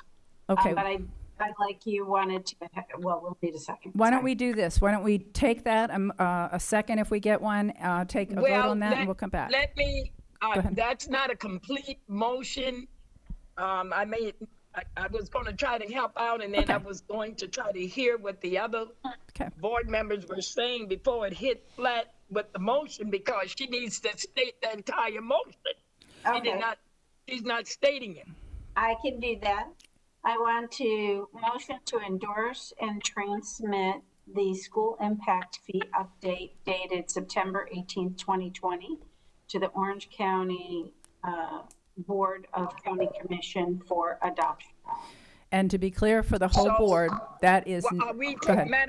Go ahead. Madam Chair, because I'm texting Bridget, Go ahead. Dr. Williams, I'm sorry, and I know she can't get me in that ad.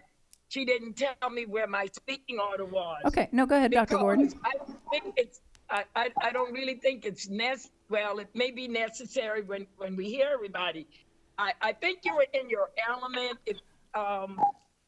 but I think it should not be broken in part. I think you need to hear out, and then we don't have to break it in part, because she's still, what scenario?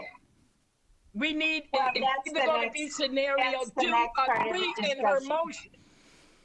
Well, actually, Okay, if I can, saw just two Vice different Chair, if I things, can Member control the Gordon. meeting, please? Just, Sure, I'm sorry. I understand Dr. Gordon's point. The way the staff had proposed this, it's a it's two motions. It could be a motion, a single motion that includes the endorsement, the transmission, and the recommendation that they go with scenario 2. So that is certainly an appropriate option. But I may have some objection, because from listening to you, Madam Chair, I like scenario 3. Right. That's why I want to hear the board, because you cannot leave out the mobile homes. We've gone through that before. You got to look at affordable housing. You remember you sat in this seat. I came before you as a board member 8 years, and then came another 8 years about these impact fees. I'm sorry, I'm glad now you understand. But I'm listening to you.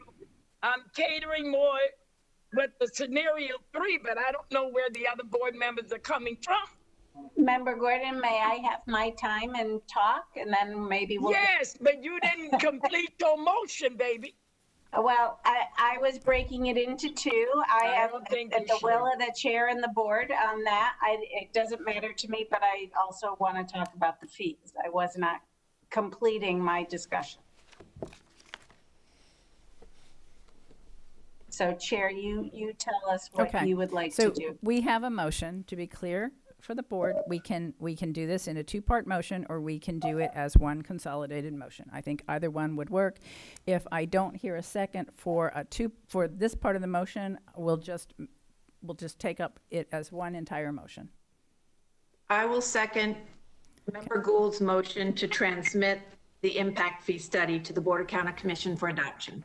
Okay, so we This have. is Member Colbert. Yes, we have a motion from Member Gould to endorse and transmit the study. That's just the whole study, and it's seconded by Member Colbert. And that leaves the second half of this, which is whether we are supporting scenario 2 or scenario 3 to be further acted on. So it does not in any way prejudice the board in terms of scenario 2 or scenario 3. Let me take a roll call vote on that. Member Gallo. Aye. Member Lopez. Aye. Member Colbert. Aye. Vice Chair Gould. Aye. Dr. Gordon. Madam Chair, Yes, I'm in favor of the transmission of the study to the Board of County Commissioner. That's a done deal. That's where it goes. You stated, we are not the county commissioner. We don't make that. I just don't like the separation. You're gonna have to bring another motion back. Yes. For the scenario of number 3 or number 2. And I think it could have all been in one. If we had listened, probably some of the others, but it could have all been in one. And as I told you, I favor number 3 because of the mobile homes. And we're voting on something that I know Member Gould got to get her piece in, but she never heard what we had to say. Well, I haven't gotten my piece in yet. Well, you got it in there. I'm waiting. Okay. So And now you got 2 motions almost hitting the floor because you're going to have to come back and bring in a motion for scenario 1 or scenario 2. And I think the chair explained it very well as her experience. This is her element. She saw what went right and what went wrong as the mayor and county commission. This is where we always took our impact fees. This is not our baby. thank you, Dr. Gordon. And so we will have to come back for another motion to decide which scenario we're going to adopt. I completely agree. So Dr. Gordon, I think I would, are you in support or opposed to the motion to? I'm not supporting that motion until I know what scenario. Okay, Because so it's an automatic. I understand. It has to go there. Yeah, I understand. So we'll confirm you as a negative, and then we'll come back and talk about scenarios. Dr. And Kester. then I'll vote on the scenario. Okay, perfect. Aye. That was Dr. Kester-Denel, Member Byrd. Aye. Yes. And I agree, it could have been handled either way. I'll support the motion. So we have dispensed with the recommendation that this study, which includes all scenarios, is an accurate study. And let's move on then. So Member Gould, let me give you your time now for your comments regarding scenarios. So I also am in support of scenario 3 with the perhaps showing camaraderie with the Board of County Commissions that it may need to be scalable. No, that's not our call, but I think it would be helpful if they heard that. I'm disappointed that we're showing the mobile home without the adjustment. I understand it's in the report that way, but especially after the county commission met, I think that's confusing when it's listed on the site and the affordable housing component. Just for the rest of the board members, while these are 2 separate fees, the CEA and this fee, we have lost the CEA, so it does affect our revenue towards capital. So if we, based on the chair's very, very good description, if we can, over time, as the economy recovers, really recoup the true value of these houses that have gotten larger, and still keep it reasonable for smaller houses and have adjustments for affordable housing, I am certainly in favor of that. Thank you, Vice Chair. Let's go to,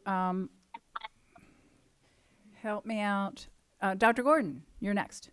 Yeah, oh, thank you. Yes. Okay, now I'm in favor of hearing, I don't know why she just didn't put it all together. I want to commend you, Madam Chair, for explaining everything, because, see, people don't understand, as I said earlier in the year, how you had to wear 3 different hats, one as a county commissioner for 8 years, one as a mayor of a large county for 8 years, and now you're in, what, 4 years? As the school board, 8 years. Two. Oh, I'm so far in it 2 years. I hope I have 8 years. No, it feels like It's only been 2 years. Let me ask you one question. Yes, ma'am. Okay, I'm going to ask a question the way you all treated us when we came before you. Can the board, even if I know 2 of us are in agreement of 3, but 3 of us are in agreement of 3 right now, hearing your opinion, it would be good to hear what the other board members have to say. But even if we voted for 3, the Board of County Commissioners can still lower it to what they desire to, can't they? Yes. But that's not our call. No, you're absolutely right. Okay, so I'm in agreement with School Board Member Gold on scenario number 3, and in agreement with you on recommending 3. But I still want to hear, we hadn't voted yet. No. That's just my recommendation, but I want to hear the other. Thank you, Dr. Gordon. All right, let's go. Thank you. Thank you. Ooh, I'm back up. I'm back up? Oh, wow. Okay. All right, so let me take just a few more things I'd like to put into the record for any of our friends in the community who might be watching this or watch this in the future. I think there's some things that we need to be mindful of. One, when we talk about, well, I agree. I agree that we should express some understanding and support that the Board of County Commissioners may prefer the rate at the lower scenario, but that they could accomplish that by adopting the scenario 3, but reducing it by 7% temporarily during this pandemic.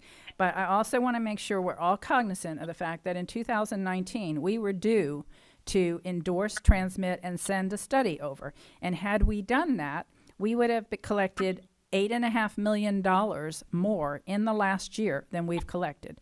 So when I hear some on the Development Advisory Board suggesting that maybe we should delay this because maybe the data is outdated, it concerns me that it's already been delayed and that we've already lost $8.5 million in the last year by this delay. I also want to bring the board's attention to a few things that Ms. Kemp pointed out on slide 33, and it's not just for the board, it's more for any members of the public that might watch this. When we talk about the percent of money that we receive from sales tax, we know that in Orange County, do you have it up there? I believe 55% of our sales tax is coming, if I have this right, 55% I believe is coming from tourists. Or is it 45? I think maybe it's 45%. 55% is coming from tourists, and yet we're using the most conservative number. We're looking at the statewide number. The statewide number is much lower. So we're the tourist capital of the entire nation. We blow away the rest of the state. So we are giving credit as if we are the average when it comes to the amount of sales tax that the average homeowner pays into our total bucket. That's very generous. It's conservative. We need to, if we're going to fail, if we're going to over or undercharge, we have to legally undercharge. We have to overcredit if we're going to make a mistake. But all the data supports the fact that this is very conservative and not legally required. Also, when we talk about giving a credit for the percentage of the size of residential versus the value of residential, we've used the consultant has proposed to us, the study shows a more conservative number. I would frankly argue that the correct number should be value, because we collect sales tax based on value, and we collect property tax based on value, and we build schools based on value. I don't get to build a school based on how big the homes are relative to the hotels in Orange County. So in both of these cases, we've used the conservative. If we adjusted those, we would be collecting even more. So as it is now, this study is still embedded with conservative assumptions. And as I said, I think the most honest thing that we can do is give the most accurate information, so that if and when we're in a position where the economy can handle this, we will collect the amount that we need. If not, at least we have answered accountably and honestly to our citizens, to our developers, and everyone involved. And we leave, again, the policy decision to the board with, as Ms. Enval has drafted, some language that I think sends that clear message that we are community partners.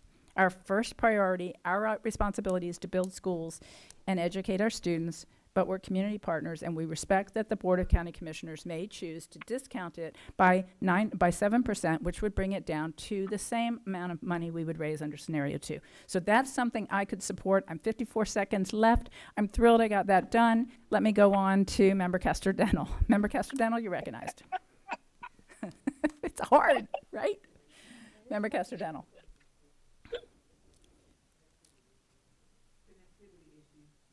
Okay, we'll come back to her in just a minute. Member Byrd.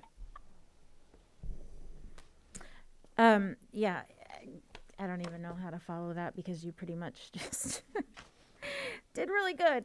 Thank you so much for all that good clarity. You know, everybody knows this is a huge issue for me. Growth management has always been, since I've been on this board. I'm extremely concerned about the growth coming in my area and us being able to build our schools fast enough. And so for me, I agree with you. When I read it, I felt like, it was I still feel like it's conservative. When you look at the comparison to the other districts, like our growth pattern is very similar to what Osceola County is going through with the spreading out, like what we're doing in the West and some in the East too. And they're collecting more than us. I think, yeah, there it is. We're still way ahead of us, and that was from 2017, their study. So I don't think it's too much to ask, and I don't think that our developers and our community partners would be surprised. I don't think they'd be surprised by this a bit, because every time I speak to anybody in the community, whether it's in the industry or development, they want the schools built too. Yes. It is a huge concern not having schools built fast enough. So, everyone that I've heard says we need to raise impact fees, So I think that this is one piece to the puzzle. I still, at every chance that I get, am going to say that I think we need to look outside the box at other ways to solve our overcrowding problems. But I do think this impact fee, raising the impact fees, is the first step. I'm supportive of scenario 3 as well. I'm still concerned with even recommending them discounting it, to be quite honest, because I think we are one of the largest growing, we have a huge growth issue. So, I even hate to say that, and I understand that, we are in unusual times, and but it doesn't seem to be stopping the development that I see going on. So, I would be in support of scenario 3 as well. All right, thank you. I'm queued up next. Oh, no, Member Castor-Dental, are you with us again? Yes. Member Can you hear me? We can hear you. Go ahead. Okay, good. I concur. I concur with especially with what Member Byrd just mentioned, and I want to thank you, Chair, for your explanation.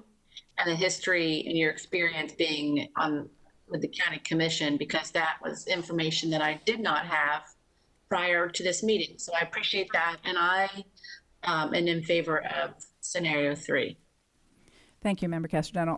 Also, so I'm queued up next. So let me also mention that I asked Mr. Kelly if we had all known in 2016 that we had essentially discounted the impact fee by giving an additional credit for commercial or non-residential development, if that same 7% had been collected, assuming that that would have been the same credit, probably would have been about, how much more money would we have taken in? And it's over $23 million. Now, that's not a huge amount, but when we see how little we were collecting in CEAs, it's considerably more than that. So I'm gonna, if it's all right, I don't normally do this, if the board will indulge me, I was gonna try to put a motion on the table, and I am happy to take any amendments or fine tuning, but just to get us started. A motion is on the floor. Oh, no, we already voted on Member Gould's motion, which didn't address the issue of scenarios. So I was going to try to okay, go ahead. Go ahead. Okay, so the motion I was going to propose dealing with scenarios, part 2 of this, is that the Orange County School Board recognizes the economic environment we're currently experiencing due to the pandemic and recognizes that the timing is not ideal for a large impact fee increase, or no, for an impact fee increase, take the word large out. But we would like to ask for their selection of scenario 3 as the impact fee scenario, because it is the most accurate and transparent. We understand that the county commission may choose to give special consideration to have mobile homes fall under the affordable housing and exemption provision. We also understand that the Board of County Commissioners may prefer to adopt a fee closer to the level at scenario 2, and we would ask, if they choose to do this, that they adopt scenario 3 at 93% of the current rate, which would be the equivalent scenario, which would be the equivalent revenues collected for Orange County Public Schools, but represents a more transparent scenario. And that would be my motion. Second. Yay! I have a second from Dr. Gordon. Dr. Gordon, thank you. Hey, woohoo! This is my day. I saw you at the county level as a mayor. I saw you as the commissioner. That's the 16 I love years you. I I'm could give talking you a hug if you were sitting next to me. Okay, but then that would violate all of our. Okay, violate all of our protocols here. Okay, so Yeah, member. but this is your Thank you. element. You Thank you. sat in those chairs. Nobody can take that from you. Thank you. All right, there's a motion on the table. There's a second by Dr. Gordon. Let me go to Member Gould, who's next queued up, and we can take as much conversation, debate, or amendments as the board needs to feel comfortable. Vice Chair Gould, you're recognized. Thank you, Chair. I think that you covered the sentiment and showed our solidarity for really adjusting to the current times. There were a few things that I just wanted to highlight that have been said, but I think are important just to reiterate or to expand upon. One is that we do need our impact fees to be competitive in our region. So I think the scaling of, or the tiered approach to this, along with the scaling to adjust for the pandemic, reaches both of those things. I don't want to lose the fact that we should probably re-review this as we come out of the pandemic, because this is not going to be like any other recession we've had before either. God willing and good luck, that it's actually a very fast recovery once we can open up the economy fully and people can jump right back in. I know everybody's chomping at the bit to do so. So I do think that's worth relooking at. Can we? Residential growth is still growing quite rapidly. At least the house sales are happening. I'm not sure about the occupations yet. I think that slowed down, but people are planning, and they are planning on coming, at least in our neighborhoods. But I also think we need to look at it for two reasons. If the economy doesn't do well and the scaling expires or sunsets, that we may need to relook at that recommendation again, because what I don't want to ever see happen, especially in a planned community like Horizon West, is to stop its development midstream. To stop its development midstream would stop the completion of the roads, the completion of the sidewalks, the completion of the lights, so on and so forth. And if we, if other counties suddenly reduce their fees and we had just raised ours, and so I think we just need to keep eyeballs on this for the next 24 months. So, Vice Chair Gould, that was one thing that I was actually thinking about adding into the end of this, and it can be amended. And so I'm thinking, based on what you said, that maybe an amendment that says that the school board further believes that given the uncertainty of the future, that this impact fee should be looked at in between 1 year and within a year to 2 years, and reevaluated. So that kind of puts everybody on notice that we're going to do another study as we emerge out of this pandemic and economy. Your thoughts on offering something? I would second that amendment. Okay. I'm sorry. I thought that was your amendment. All right. So if it whatever. Okay. I'm making that amendment, and then Okay. we need a second for it. But All right. however we're doing it. Okay, you- so you Member expressed Gould just offered that amendment that we are further recommending that we reevaluate the impact fees between 1 year and 2 year upon monitoring the state of the economy. So, I would. pardon me, go I would ahead. second that, Okay, Madam so we Chair. have wonderful. We have a second from Dr. Gordon. Let's take a roll call vote on the on the amendment. Member Gallo. Aye. Member Lopez. Aye. Member Cobert. Aye. Vice Chair Gould. Aye. Dr. Gordon. Aye. Dr. Casterdental. Aye. Member Byrd. Aye. And likewise, I vote in the affirmative. Now, we only voted on the amendment. We're voting on the motion with the amendment in it. So this is going for scenario 3 with the acknowledgement that the board may choose to roll it back by 7% to bring it in line with the revenues we would have collected with scenario 2, and that we recognize that the Board of County Commissioners may decide to remove mobile homes and treat them under the affordable housing exemption. That's not the exact words, but Deborah has the exact words. Let me ask for a roll call vote. Member Gallo. Aye. Member Lopez. Aye. Member Cobert. Aye. Vice Chair Gould. Aye. Dr. Gordon. Aye. Dr. Casterdental. Aye. Member Byrd. Aye. And I vote in the affirmative. Yay! We did it. I love it. All right. Okay, next order of business. Now we get to move on to some fun stuff. So we're going to have a report from the superintendent, a report by our general counsel, and then the report I am really looking forward to is the report from Dr. Gordon on the Council of Great City Schools. So let's go with Dr. Jenkins first. Go ahead. No further report, Madam Chair. Oh, I I will love not you. get in the Thank way you. of Dr. Gordon's I report. know. It was such a great conference. Okay, let's go to our general counsel, Ms. Enville. I just have a quick report. Wanted to provide some kudos that I got from Joy Frank and FADS. We had two attorneys that presented at FADS last week. Associate General Counsel John Palmerini presented on labor relations, labor and employment, and on First Amendment. And Staff Attorney Kishara Cowens presented on Title IX, and they both represented our district very, very well. And it's nice to see that our attorneys are being recognized as state experts. All right, awesome. All right, I'm before I call on Dr. Gordon, I want to tee this up just a little bit. Last year, I had the opportunity to go to the Council of Great City Schools conference, and I went. Dr. Gordon is a rock star.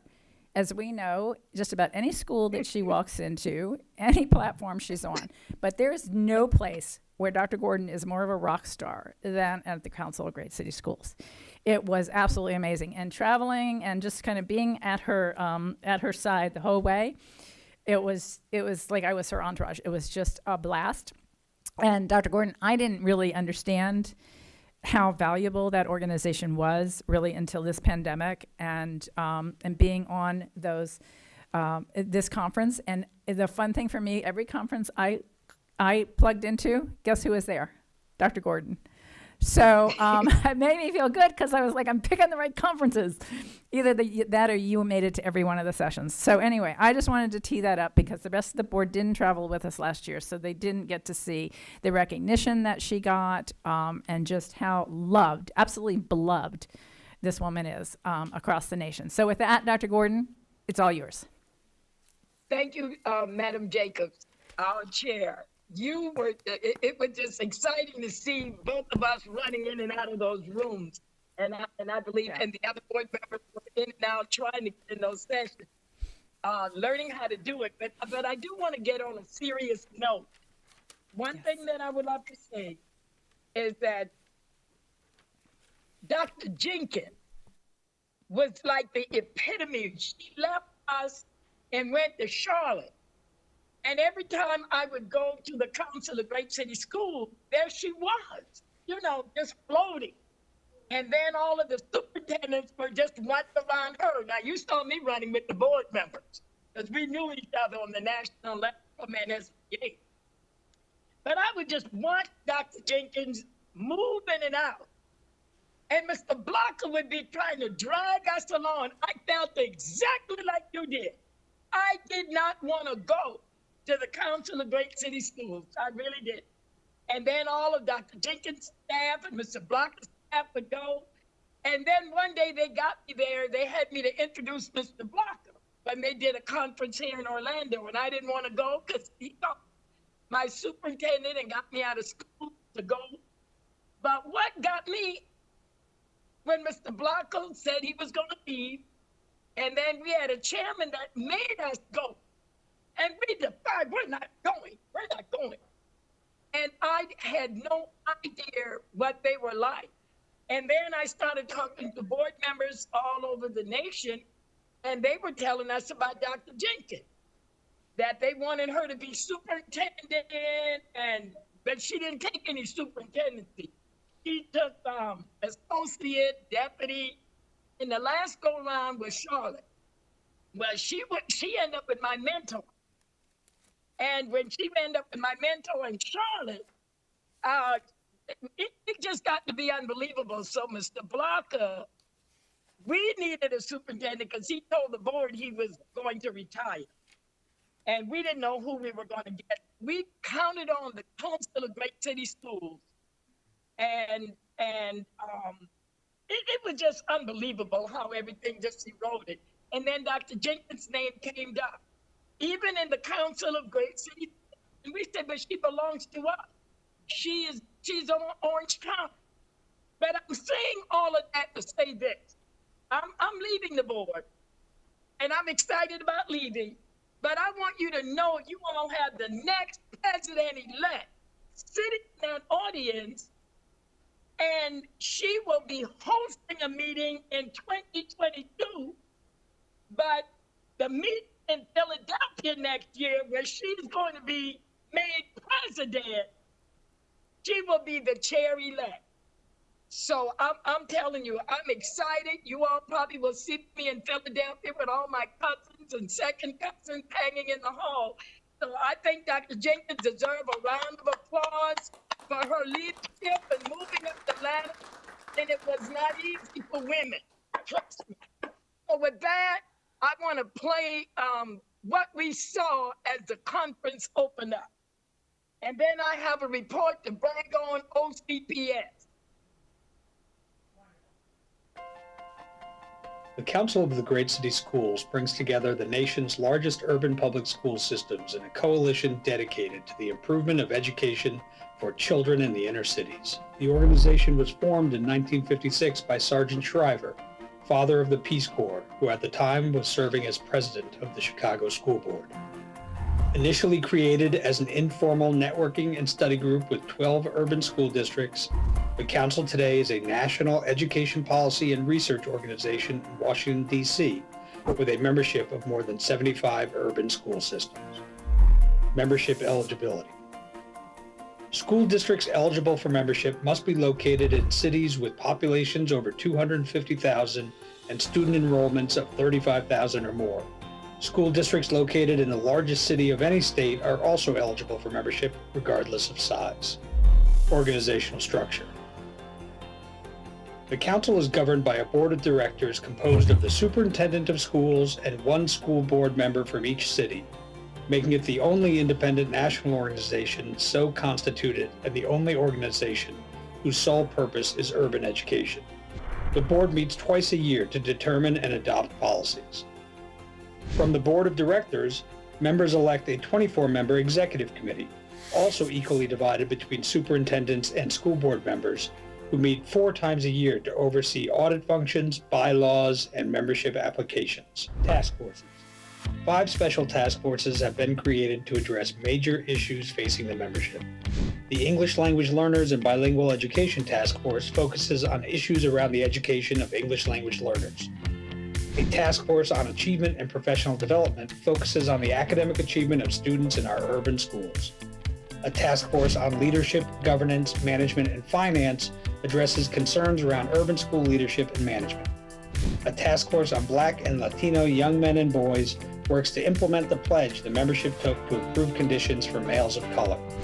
And a task force on Black and Latina young women and girls strengthens the council's commitment to equity for our female students.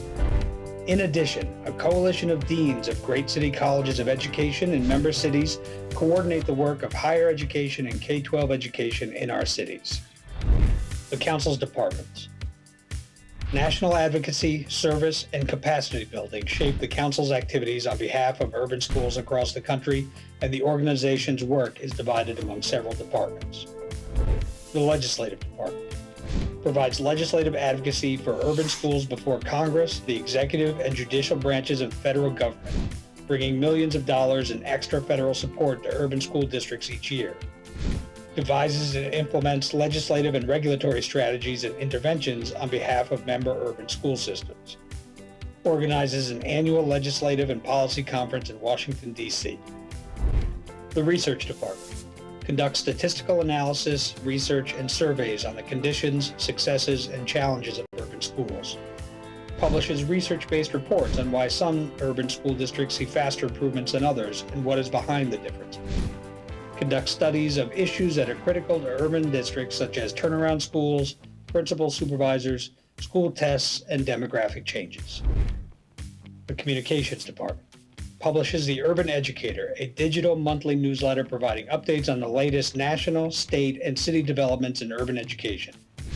Informs policymakers, the media, and the public of the successes and challenges of schools in the nation's great cities. Operates and maintains the council's website. The Curriculum and Instruction Department assesses the instructional programs of member districts and provides strategic support and professional development to help improve them. Spearheads and supports the adoption and transition to college and career readiness standards in member urban school districts. In the area of bilingual, immigrant, and refugee education, the council provides support, materials, analysis, and tools to highlight and address the academic needs of English language learners. Provides a professional learning platform to assist member districts with struggling readers. Launched a national purchasing consortium, the first effort to harness the joint purchasing power of the nation's major city school systems to purchase high-quality ELL materials. The administration department maintains the online conference registration and hotel reservation system for all meetings and manages the council's financial resources. Strategic support teams. The council provides on-site district assessments and technical assistance to its members through its strategic support teams. As a result of these peer reviews, hundreds of reports have been written on the instructional, management, organizational, and operational functions of urban school districts. Staff and liaison groups.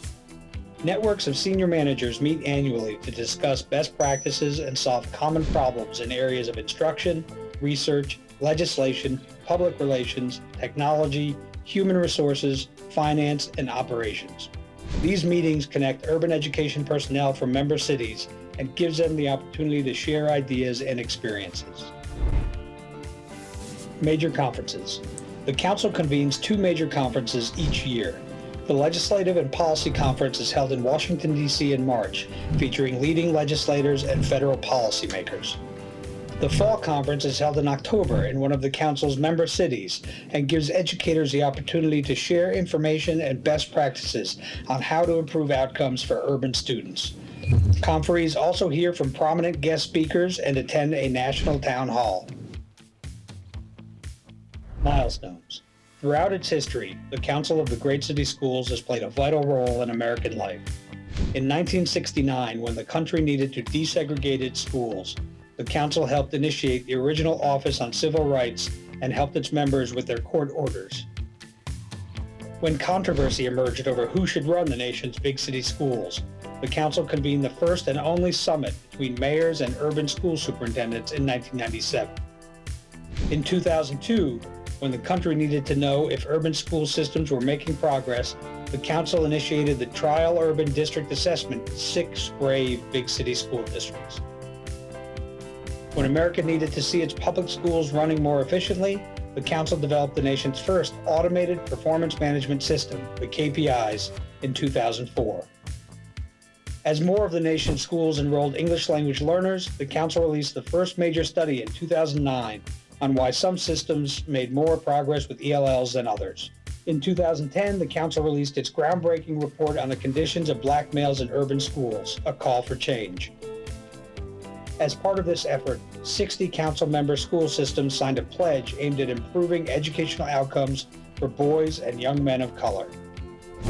The pledge was praised by none other than President Barack Obama at a 2014 town hall meeting with our superintendents and school board members. Today we've got 60 of the country's largest school districts who are here today announcing new efforts to help boys and young men like you succeed. The Council of Great City Schools, these are some big city school superintendents, have done an extraordinary thing, pledging, making commitments to each other as well as their school districts and to their students and to parents that this is going to be a major focus for them, and we want to thank them for the great commitment that they are making. In 2017, in the aftermath of Hurricane Maria, the Council led a team of urban school leaders to Puerto Rico, assessing damaged school buildings and conducting repairs to reopen schools. Reopen it? Yes, open it.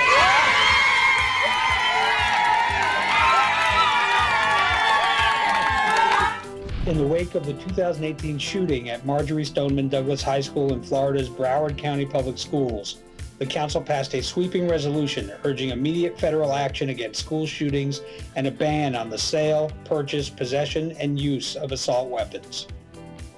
And in 2019, the Council offered the first of its kind professional development program for urban school superintendents and board members at Harvard Business School, called the Accelerating Board Capacity Institute.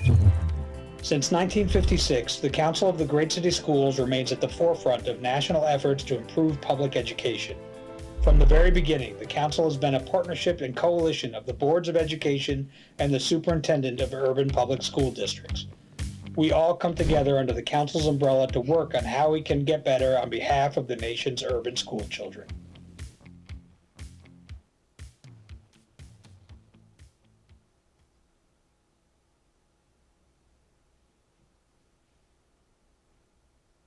And with that in mind, Madam Superintendent, I have a written report I would like to highlight. My final report from attending the Council of Great City Schools 64th Annual Fall Conference with you and my other colleagues. As I told you, we both and all of us recently attended virtually. This was one of the best conferences that I've attended, other than when I was with Dr. Jenkins' sister and we were out in California. We were on a big ship. That was wonderful. But what I did in my report, if you would go to it on the board, information on the report, you can see that I've highlighted in blue those conferences that I did attend. Since my position was paid for us by the board, and I thank the superintendent and the budget for allowing us to go. If you notice, that's why I think I got highly excited tonight when I heard my English language learner and bilingual education parents speaking. When we work with the top 75 largest school district in the nation that work with bilingual, and our staff are well trained and know what to do. And I'm not going to tell you who did that workshop, but I attended that. The next meeting that I attended was on leadership, governance, management, and school finance. Dr. Jenkins was one of the co-chairs, along with one of my co-workers from Fort Worth School Board. The next thing I attended was a joint meeting of Black and Latinos. These were young men and boys. Task force and the Black and Latino young women and girls task force. This was incredible what they are doing. And I do know that the school and Dr. Jenkins have been working on that, and I'm sure Ms. Lopez and her group now will get totally involved. The next conference I attended was the Hospitality Suite, and believe it or not, I hit the network jackpot. I wanted for the record to let you know that I did win the King's Cake, and they're shipping it to me. I will probably ship it to you all, and you can eat it. I also won a gift card to buy books from Amazon. That was just incredible. That was the highest gift prize they gave out. And I didn't go to the other hospitality because I had to get back to the next workshop. The chair's address, Laura Bush is a fellow librarian. And Laura Bush was our keynote speaker, former First Lady. And we enjoyed that. I told Dr. Jenkins it was too short. She should have spoken longer. The next thing, we went into supporting social, emotional, and mental health in our great city schools. None other than the great Susan Abbey, who was a kindergarten, first grade teacher at Orange Center when she first started teaching. And I had the opportunity to let her work under my tutelage. She is the executive director of professional learning, Orange County Public Schools. And I'm telling you, she mastered that thing. And Patricia Bowman Painter, longtime friends, Oak Ridge, Jones High, principal on assignment, leadership development, just tore up the workshop. Then Gwyneth Wyatt, instructional development, Orange County Public Schools tore up the conference. Then Stephanie Weichert, oh my God, what else can I say? My head was swinging when Stephanie got through with the evaluation system. And not only did she get through, they asked her all the questions. And you know what was awesome? She was able to answer them. There were other members working with them hand in hand, and they did not outshine each other. They collaboratively worked together. Then Chair Jacob and I had to run into another conference with Black Lives Matter, how urban schools are providing meaningful education for African-American students. And that's why I was getting up to Chief Holmes. I know y'all were praising him, but he knows I had him in that room for 4 or 5 hours. And it's more to it than watching a video and training yourself. You are not going to learn until you mix with others. And you got to go more than Osceola, even though Osceola is one of the best. But what I'm trying to tell you, Barbara Jenkins facilitated that entire race and equity. And the people began to lean toward her. That really, because the presenters finished quickly, but she was able to pull things out of them that would help those of us that were participants can go back to our schools and community and make it a better community that we all got to work together. It's no white and brown over here. You can't fake it. And that came out in that meeting. You can't walk past me and not say anything, and then want to claim that you know, you're not racist. I'm sorry. Then the next thing was Dr. Kendi, the best-selling author, but he spoke so soft. I don't know why. He was our speaker in other events. But if you haven't read his book, How to Be an Anti-Racist, I highly recommend it. And see if you're well-trained, because I found out that I wasn't well-trained. Okay? So don't think you know because you don't know. Get people who has experienced things to share with you. And then the daily numbers came in. Using data to inform urban education. I was so impressed with our COVID-19 reporting team behind the numbers. Robert Curran, our Chief Information Officer, and I hope I don't get your names wrong, Ms. Williams, Senior Director of ITS Application, Roland Welch, Manager of Safety, and then I don't want to mess up Amal's name, but the K, but the application analyst, and then Sarah R., our own Sarah R., Manager of Media Relation and Social Media. They gave them so many questions. My friend David was the facilitator from Albuquerque, New Mexico Public Schools. And I'm here to tell you, he was so glad that they were answering all the questions and it made his job easier. But we went on to legal issues. I thought about Amy. I never missed the legal issue. In the legal issues, they spoke about the ESE parents. They spoke about bilingual parents. They spoke about the lawsuit. And of course, that was a private meeting. Everybody wasn't privy to get in that. Then we went on to the Green Ghana Award. Dr. Jenkins was nominated previously, but not this year. She was, I think, a judge. And my friend out of Dallas Independent School District was the winner. And that's in my report. You're gonna love him. You'll see more of him. But the person that just took the show, you thought it was Academy Award, was Michael O'Neill, my friend from the Boston School Board.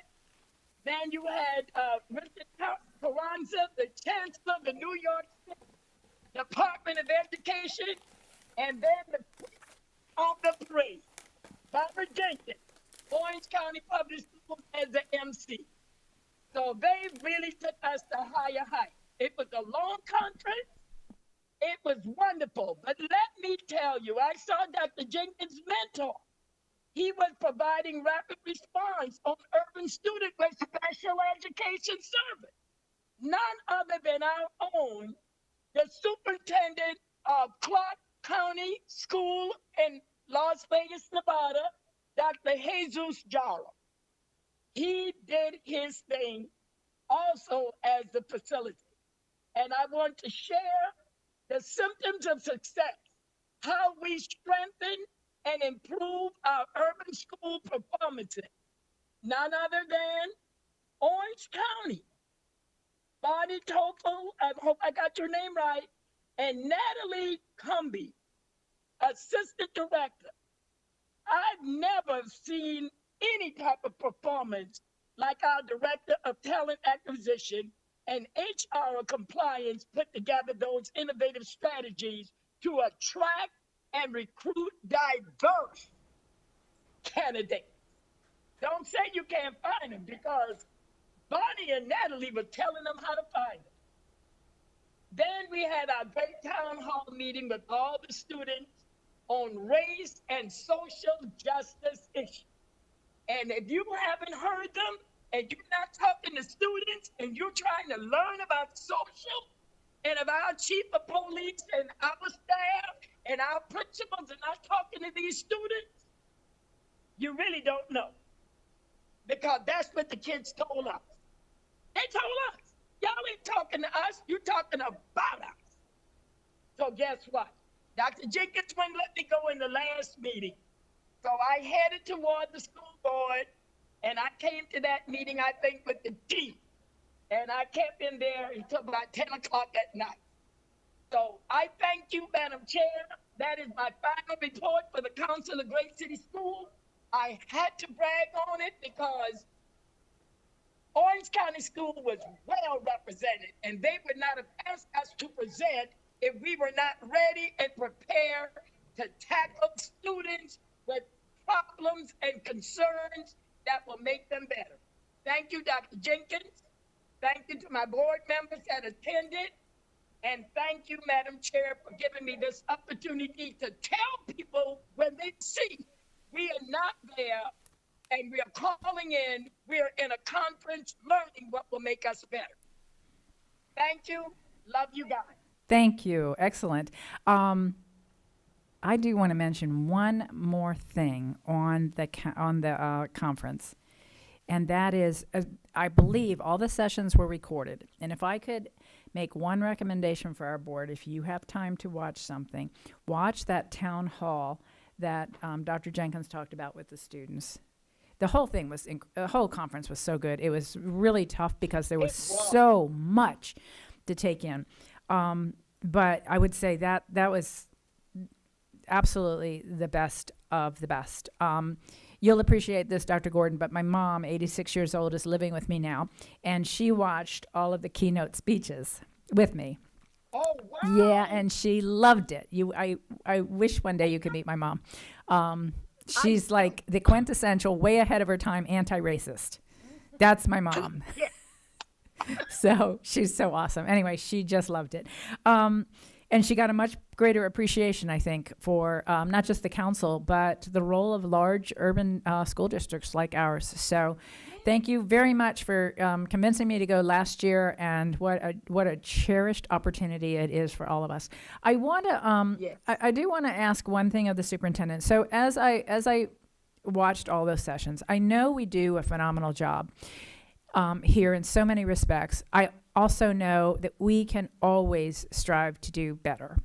And there were so many things that I just kept making notes and notes. And I came away from it thinking, does this board know enough about what we're already doing? And are we doing everything that we can do to create an anti-racist culture in every one of our schools at every level?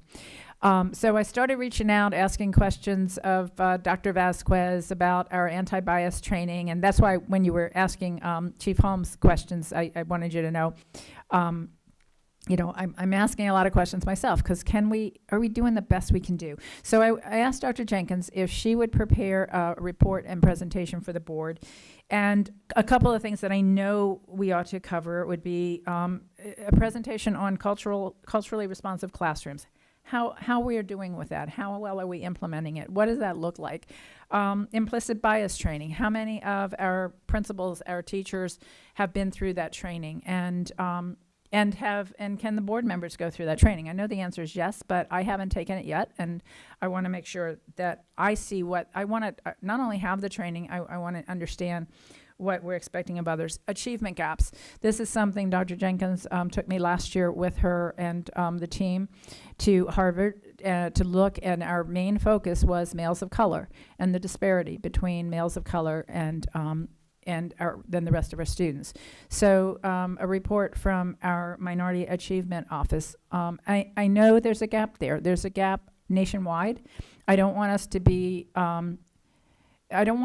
disturbed. I want us to be motivated. So I'm looking forward to Dr. Jenkins coming back to the board, and I'm hoping that all of our staff that was able to participated, and if they haven't, look up those sessions, and just a wealth of information about what other districts are doing. But I thought those diversity student council things, that whatever it was that they created, was just out of this world. So anyway, I just want to echo everything you said, and let me go. I think we have a couple more board members want to be recognized. Member Gould, Member Byrd. Member Gould.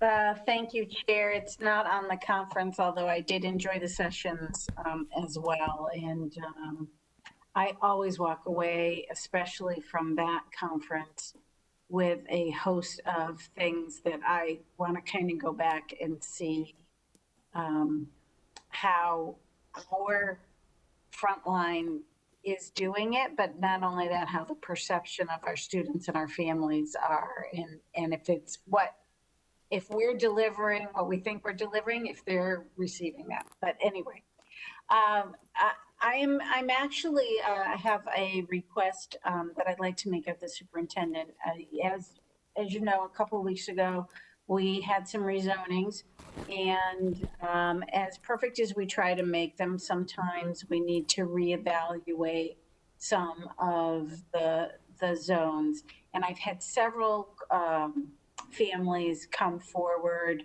since that rezoning that in the Horizon West area about the where we have split it.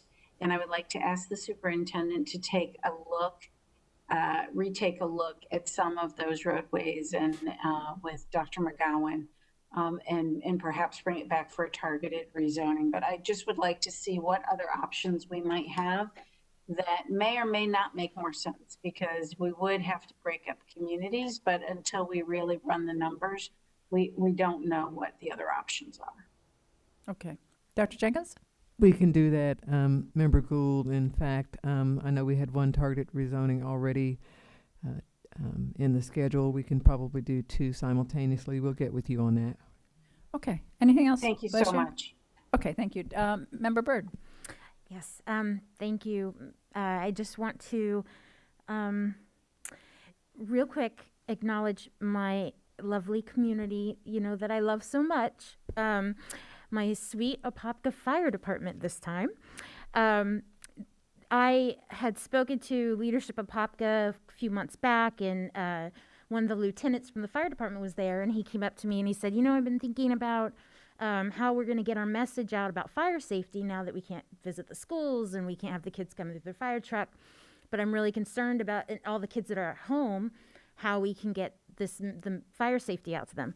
So he said, I have an idea about putting together some videos. I'm like, okay, that sounds great. So we put together a meeting with staff, and he shared his ideas, and then he just ran with it. And they produced these amazing little videos. There are 7 of them, and now they are being used by the district for the whole district. All the kids are able to view them. And I spoke at the city commission meeting last week, and he put together a little 1-minute video, and it's just a little montage. Yes, Can we're we see going to it watch now? it. Oh, yay. It's got little snippets of all the videos, and they're really funny. They're really engaging. Awesome. They're so great. So just, Yeah, please. just Okay. enjoy this little Cool. Thank you. montage.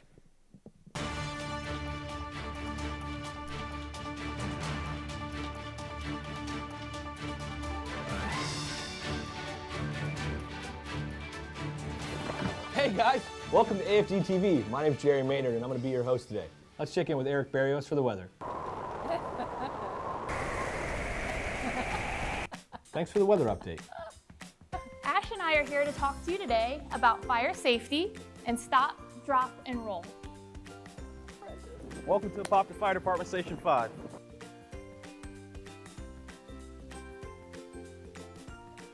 Your cat's stuck in a tree? No. Is it Mr. Kibbles? No, we know him. Today we're going to go over the equipment that we use, such as our fire gear. Whoa! What? Well, what else can you do? I mean... Whoa, okay. I wonder if I can do that. Whoa, how'd I get here? Integrity is the most important characteristic trait or quality in the fire service. Phone.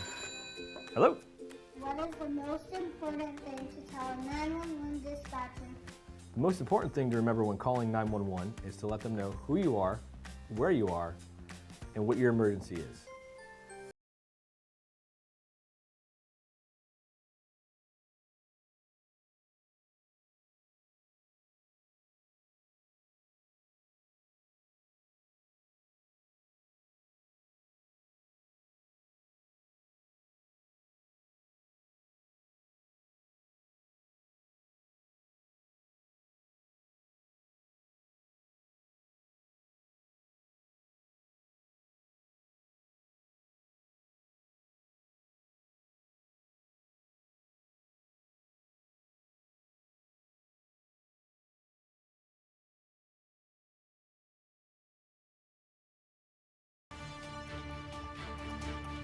So that's just a little sample, but the videos are just so amazing, and I'm so excited that they did this, and they're actually starting work on season 2. And they're gonna have Tom Terry, who lives in Apopka. He's gonna do some weather information for them and stuff. So I'm just thrilled that all of Orange County gets to enjoy my lovely Apopka Fire Department. That is so awesome. Just wanted to give them a little shout I tell out. you what, the rest of the municipalities out there, their fire departments are probably trying to figure out how to get in that game. All right, let's go to Member Gallo. And also, let me just open it up. If there's any other board policy issues any board members need to bring forward, this would be the time to bring that up. Member Gallo. Thank you, Madam Chair. So I know that we spoke about ESE earlier and the need to have a workshop. And I think I heard it was scheduled for January. I don't know if there's a way that we could pull that in from our schedule, but there is a lot going on in the ESE community right now that I think that we need to address and to understand. I know myself personally, I'm getting tons of emails from upset ESE parents. So I just think having that workshop sooner rather than later will be beneficial. I do agree with a couple of callers. We were promising them this workshop for a very long time, and it's nobody's fault. COVID happened, and we're doing the best that we can to navigate through those waters. But if we could pull that in, if we could rearrange the schedule, whatever we could do to get that workshop on the books as soon as possible would be appreciated. Thank you. Thank you, Member Gallo. Actually, when we broke, I had a brief conversation with the superintendent asking the same thing, if we could move it up. Here's our reality. We have one meeting in November. That's Dr. Gordon's last meeting. We have a second meeting in November. That's, I think, our organizational meeting, if I'm not mistaken. And then we have only one meeting in December. So that's one of the challenges, is we have literally 3 meetings before the end of the year. But Dr. Jenkins also has some other things that are in works. And I think we've kind of forgotten about this. Dr. Jenkins, if you can cover what you're already doing to gear up for that. Thank you, Madam Chair. Yes, so we have actually already conducted, our area superintendents have conducted their roundtables with ESE teachers to gather information. Next, they're actually working on ESE roundtables with parents. And so we want to gather all of that information so we have extensive feedback for the board from across the district, firsthand from our area superintendent. So as they wrap that up, we will certainly, we believe a workshop in January would be sufficient. Member Gallo, when Dr. Jenkins informed me of that, it all made sense. But kind of like you, I was thinking, oh, please, we got to do this sooner. But we have to also do it right, and we have to do it with good information that Dr. Jenkins is gathering. So, but I understand your sentiment and concerns. Any other board members have any items that they need to bring up before we adjourn this meeting? All right. I don't see Bridget jumping up. I don't see anybody flashing their hands up. We're good. Great report from Popka. I forget what district number you are. I'm not good at knowing that. 7. And great report from Dr. Gordon. And y'all please have a safe drive home. God bless everybody. We'll see you back here in a couple weeks. Okay, great report, Madam Chair, with you handling that impact fee.